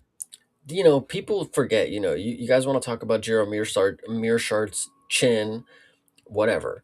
Back in August 24 of 24, this guy has a submission win over Edmund Shabazian, and that's his most recent win out of the last five. And now, granted, that is a long time ago, but Jacob Malkoun is not the striker, the first round finisher that Edmund Shabazian is, and Gerald Mearshart was able to figure his way out and get a submission there. Jacob Malkoun, at best, is pillow hands with a lot of volume, but I'm gonna take Gerald Mearshart here, dude. I'm not going to play around. Gerald Mearshart is gonna get this win here. All right. I look, I want to believe in the resurgence of Gerald Mearshart. I've seen it from Jeremy in the chat saying he's a good guy. I believe that, and I am a fan of him in past. But as you said, when was that win, Chase? What year was that? 24. Exactly. I have not seen it in quite some time. And, bro, when you're at this stage of his career, that's also the problem here. We've seen plenty of fighters who go on losing streaks and then have a resurgence. That's not what we're talking about here. I cannot wrap my head around the idea that Gerald Mearshart was on a skid. You know what I'm saying? So. I mean, it's not a skid necessarily. I mean, he's still on the decline. I just don't think Jacob Malkoun is going to put Gerald Mearshart out. That's the only thing. Fair enough. I think it's just going to be a long, drawn out, kind of sloppy fight where Gerald Mearshart gets maybe some early success and then just trails off throughout the course of this thing. He trailed off in round one in his last fight. Malkoun can make it through round one at the very least. Mm-hmm. So, yeah, I hear you. That's where I'm at. I agree. All right, so you're sticking with it though. I'm sticking with Gerald Mearshart for sure. Right. I love it for the win. Yeah, you know what? And I hope this is one that I would be very okay with being wrong about. Certainly much more okay than the last two fights we talked about. Yes. All right. Colby Thickness is going up against your boy Vince Morales. Man, Vince Morales still kicking, dude. I thought that they'd cut him. Did they bring him back? They did not cut him. They just quietly probably investigated him after he said that he was approached to throw fights for $75,000. So $70K Morales. Yeah, so that was his thing. He hasn't fought in a while, which is interesting because it clearly did have an effect on his money because he came back to the UFC, fought like 3 times very quickly back to back to back, and then that whole shit came out, he made his comment, and he's been shelved ever since. Right. So, we are finally back. Vince Morales gets an opposition that is if you guys really want the truth, this is somebody who's not even on the level of what Vince Morales' former opponents have been on. And Vince Morales has made it competitive to the point where he has almost finished these fights with threatening submissions. And that's what I've always liked about Vince Morales is when it comes to the submission threats. He is a threatening sub artist. And Colby Thickness is a guy who's going to put his head and arms and probably legs in a lot of different submissions. He won't necessarily lose to them, but I'm going to say Vince Morales is going to win this fight. I want to say in this fight specifically, and this is my big brain take, the submission threats that we've always seen from Vince Morales, Colby Thickness is going to engage in the wrestling. That's fine. Vince Morales, instead of shooting for his favorite subs that he always likes to do, I think he's going to get real nasty with his elbows off his back here. And I think Vince Morales will bust open Colby Thickness, and we're going to get some color. And Vince Morales will win off his back for majority of the 2 rounds. I think the first round will be on the feet a little bit. All right. I mean, look, I'm agreeing with a lot of what you're saying here. I don't know about the method exactly, but I mean, a lot of the thought on Morales tracks. Colby Thickness, they're going to try to trick you guys so hard with, oh, this is Volk's protege. He trains with the team. He's always next to the champ, et cetera, et cetera. I've been watching the Chernobyl miniseries on HBO. I've been talking about this on the watch alongs. MMA is not like radiation, it doesn't like transmit to people by bodily contact or anything like that, much to, the contrary of what Bilal Epstein would have you believe. That's not how it works, that transfer of ability. So Colby Thickness has not shown us anything to lead us to believe that any of what Volk brings to him is sticking. I've really been very underwhelmed with this guy on every performance that I've seen from him. I've clocked Colby Thickness because he came in on short notice for his debut, and we were like, oh, short notice debut, guy who's a younger guy, whatever, maybe chalk it up to that. Then we saw him in his next fight, equally unimpressive. Vince Morales is a dude who has much more experience. He's a lot more crafty. He's got a lot more tricks in the bag. I think that Vince Morales finds the victory here. All right, I love it. My guy Vince, man, he's a beast, man. I hope this is the type of guy. I said this about Zach Palga. This is the type of guy that I want to know that you have fans out there for what you do in the cage, and that's all that there is to it. Your martial arts life has amounted to somebody recognizing that you are a great martial artist when it comes to what you do inside the octagon. Fair enough. As long as you don't take the 70K, definitely don't take the money. Just don't talk about it next time, Dick. Like, what are you talking about, dude? Yeah, Jeez. that too. Quietly just strike when you could be wrestling. Jesus, I got the drugs over here, officer. Like, Yeah. Well, all right. So we'll see if it ends up tracking. But yep, I'm also going to be taking Vince Morales on this. Show me something, Colby Thickness. That's yeah, what it comes down to. Show me something. hell yeah. All right. Ben Johnson. That's Johnston. Johnston. Oh, excuse me. Sorry. Ben Johnston. I was going to say Ben Johnson is every man ever. That's just about as NPC as it gets. Also does not have a picture on here. Ben Johnston is fighting Wes Schultz. Why is Wes Schultz in the UFC right now? Chase, did he not lose on the Contender Series once, and then he got the greatest Suliev stretch of all time, and now he's here? Correct. Yes, he is here now. He's going up against a guy who's never been in the organization. He's never been on Contender Series. He has 6 pro bouts, and he's coming from Eternal MMA. Yes. Now, to be fair, he is a grappling guy. He's got 4 submissions to his name out of the 5 wins that he has. Oh yeah, Wes Schultz lost to Daniel Pinas. Yeah, that's right. I forgot about that. Knew that was coming. That age as well. Pinas is legitimately a power striker who did great in his debut. So, But Wes Schultz, that was his debut. Yeah, it's that I'm was not gonna put stock. Yes, no, yeah, the that was actually debut. in the organization. The two of Yeah, them. that was just a couple weeks ago. That Oh, was maybe 2 months ago. Hold on. oh, that was him. That was in that fight. Daniel Pina is February Damien. 28th. Yeah, Damien Pinas. Damian Pinas and Wes Schultz, February 28th. Yes. Okay, and he got So brutally assassinated. very quick turnaround for Wes Schultz. Ben Johnston being the grapple king of Australia in the middleweight division. Do I want to believe in it, or do I want to believe in the guy who I know has got a Suliev stretch? Now, the craziest part is, and this is where it gets tough, because while I think Wes Schultz is the smarter play here, I have been I've told you guys that I publicly think Wes Schultz is one of the worst fighters that I've seen personally. That is true. I remember that. But with that being said, I will take the chance on being completely burned by him for the opportunity that I'm right, and if I'm wrong, that's cool. I knew he wasn't that guy. Same thing with Zalal. If I'm right, I'm right. But if I'm wrong, I don't know. I'm taking Wes Schultz. Oh, it's a stupid choice too. Yeah, I'll tell it to you like this. Wes Schultz gets knocked out by Pinas, as we've said. Pinas, showing that he's, I would say a prospect to keep an eye on. But that being said, this is nothing more than an additional contender series fight to me. So with that being the case, flip the coin. I don't know enough about Johnston to make an informed opinion about that. I know enough about Schultz to know that a Suliev stretch is very impressive, but not something that can be replicated time and time again unless you really have the position for it. If Johnston is coming in with a grappling credential, as it sounds like he has, I got to believe that he's going to be better at having a defense for that. For that reason, again, being that it is a flip of the coin, contender series part 2 kind of thing, I will take the other. I'll go with Ben Johnston. All right, I love it. Yeah, let's do it. Doing it in front of the hometown. He's in his backyard. Get the early win. Start this card off right for the hometown crowd.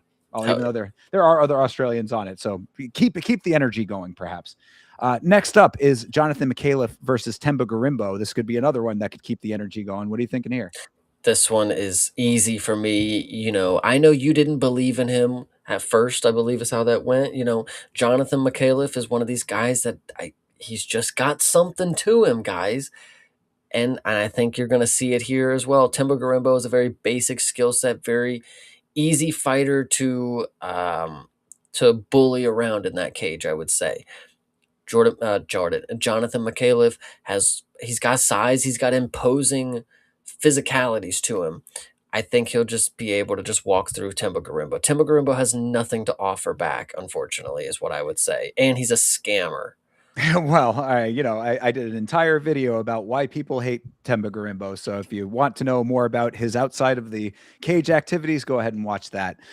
In this fight, yeah, I mean, Temba Garimbo has been underwhelming in the cage at best, I would say. I mean, he's had a couple of decent performances that have got eked out victories, but decent is about where he caps off at to me. McAuliffe, a dude who is, proved me wrong before. So I got to believe he can keep that streak going. And against Temba Garimbo, I think that this is a perfect setup for that. A guy who, if you are even slightly better than, you can have the performance that you want to have. The only thing I would say is that maybe Temba Garimbo gets his hands on him, maybe muscles him around a little bit, clinches him up, maybe neutralizes him to an extent. I think McAuliffe figures a way out of that. And eventually, if it's not in round 1, it's round 2. And if it's not round 2, it's round 3. I think he eventually gets the dub out of this. You think he finishes him? Yeah, I think so. Nice. I like that call. I don't know. Timber Garimbo has a way to put himself in the dumbest positions. I mean, he's also a victim of the Luke Darce choke. How do you fucking fall for the dude's favorite fucking submission? I don't know. Jordan. Damn, I don't know. Who is Jordan McAuliffe? Does he have a brother or something? Anyway, Jonathan McAuliffe will get this dub, and I'm very excited to see him going forward. Yeah, I want to believe it, because if he loses to Temba Garimbo, he's going to be right back in the doghouse as far as it comes to with me, Yeah, I 100% agree with that one. All right. Well, starting this card off, our dude Dom Mar Fan is back. The what was it? Street Buddha. The Street Buddha, exactly. Dom Mar Fan is back, and he is going up against Cody Steele. Now, I love this. This is a great first match right here, dude. I love this fight. This is. Yeah, it's a hard one to pick. No. Oh, what? You think it's a hard one to pick? I mean, off of I don't Cody know. Steele? I don't know if you know who Cody Steele is, then, brother. This dude is amazing. A fucking beast. Yeah, that's what I'm saying. I mean, and Dom Marfan is just the guy who beat a Korean guy. Like, Well, I mean, okay, I thought you were giving more credit to Don Marfan. Okay, that was where I was kind of going with No, it. Damn no. it, Don Marfan has a cool name, because I but was trying to brother, bluff it's you, you didn't fall for it. no, Cody Steele is that guy. I mean, there's no reason Yeah, for me to think that Don Marfan, again, he jumped into the organization without having to go through one of the feeders, Oh, Road to the UFC, yeah, excuse he me. was a Road He to was on UFC Road to guy. the UFC, but he jumps into a pay per view card against, sorry to say for saying Wook Kim, but he goes against the random Korean guy and he wins. Congratulations. I'm very happy for him. Unanimous decision. But Cody Steele is just going to take you down and choke you out. So Yeah, that's, I thought you were higher on Don Marfan. Yeah, no, I mean that's definitely what's going to happen here. Cody Steele is a fucking beast. I mean, this is the dude. He was the one against Rongju. Am I right? yes, he did Yeah, lose against Rongshu, he sadly. lost to Damn. Rongju, but if you recall, I mean that was a war of a fight, and now Cody Steele is a credentialed wrestler who went to war with a power striker who really took him into deep waters, and he had to essentially survive his way through that while swinging back. This dude Cody Steele will go toe to toe with you if you want to strike. He will meet you at your level. That and he's got the wrestling to back all of that up. So if you want to play that game, you're definitely going to lose there. He's Cody Steele is like a next up kind of guy, and Don Marfan is not that. So I mean, I thought that you were going to glaze him a little bit harder, but yeah, no, Cody Steele is I'd say that this is an easy pick right here. Cody Steele, unfortunately, what I will say, not active enough. At 31, you got to get your career going, brother. You're 7-1 in the UFC. You scared the dude off a contender series. You get an opportunity against Rongju. Unanimous decision loss. Cool. Take your time. Figure out what's going on. Your first loss of your pro career. I get it. It's 2026. Let's go ahead and get 2, 3 fights in. Let's go ahead and get it done. I like it. Well, start the trend off right here, right now. So we're both going Cody Steele. Yes, absolutely. Fair enough. And before we close out, I'm seeing in the chat, Rahiki found a replacement. Is this some debuting guy out of City Kickboxing? Is this correct? I have not seen it come through. I just refreshed ESPN. I have not seen it posted there. Yeah, you want to do a real quick tertiary search here just to see if we can find anything about that, just for Yeah. completionist's sake. Yes. Stand Yes. by, Yes. folks. We'll just see if we can pull some information up about that. Uh, Let's see here. Yeah, I'm trying to mm. find if there's any sorting by recency here. Let's see. I am not seeing Marcel post it yet. It has not come through the rumor mill. Yeah. Benny Oh, P reported. Interesting. is this a reputable source? I'm not familiar. This is crazy that they're making me sign I know. in. Yeah. Well, I apologize for putting you on the spot there, Chase. No, you're fine. Lachlan, if you Just have the tweet, could you post it in the chat, please?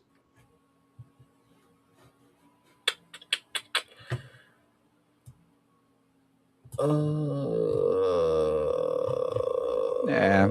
Hang with us, folks. 4-2 Ollie Schmid from CKB will be stepping in to fight 8-0 Marwan Rahiki this week at Perth. Okay.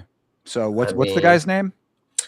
Ollie Schmid. Sounds Ollie fake, Schmid. but Yeah, I know, right? he's Is it 4-2. are we to believe that this is actually something we should be taking seriously?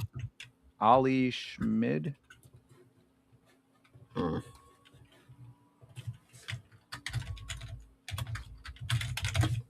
Yeah, that's what it Oh, yeah. says. Ollie Schmid, the Hungarian stallion, 4-2. Yeah, so on a 3-fight win streak. He actually had a fight scheduled for May 30th. I guess he's getting pulled from that to fill in for this. Okay. I mean, I guess we should. What do you think, Chase? Should we be factoring this in? We are going to factor it in. Just give me 1 second to adjust this table above. Okay. Yeah. So I'm seeing it. Ollie Schmid, 4-2 fighter. He's New Zealand fighter again. City Kickboxing, that tracks. Okay. So who are you taking? That's the real question. I mean, taking Rahiki. Come on, man. Some rando.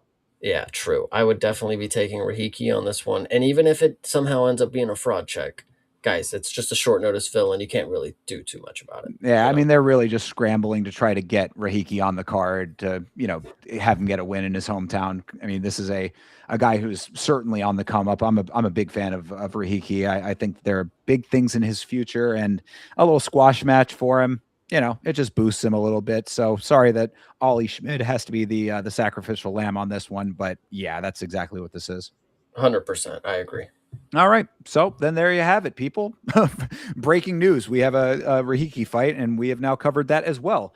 And as you know, if you would like to watch these fights alongside either myself or Chase Parton, you can do that on our individual watch alongs. You can find me at youtube.com/@YamaShow. And Chase, I know you can tell them where they can find you. They can always find me on youtube.com/@CP Smalls. And of course, we will be rocking this Saturday at 4 in the morning for UFC Perth. That is a good point to recall. Yes, 4 a.m. start time Eastern Standard Time for UFC Perth. And also, if you are interested in watching One Samurai, that is Wednesday morning at 1:30 a.m. So I will be live for that. Chase might be live for that as well, perhaps. We will see. But either way, we're going to be doing a whole lot of fights in the middle of the night this week. So, just be aware that if you are in America, that is the start time for these things. Set your calendars and clocks accordingly. I will be at Yama Show on Twitter, Instagram, and Facebook. If you'd like to keep up with me on social media, would appreciate that. YamaShow.com for all of your merchandise needs, including last week's fights merchandise. Get yourself some of that. As always, people, we appreciate you. Thank you so much to everybody who's rocked with us for this episode. We will see you in the next one. And until then, you have a great rest of your night, a great rest of your week. And as always, fight on.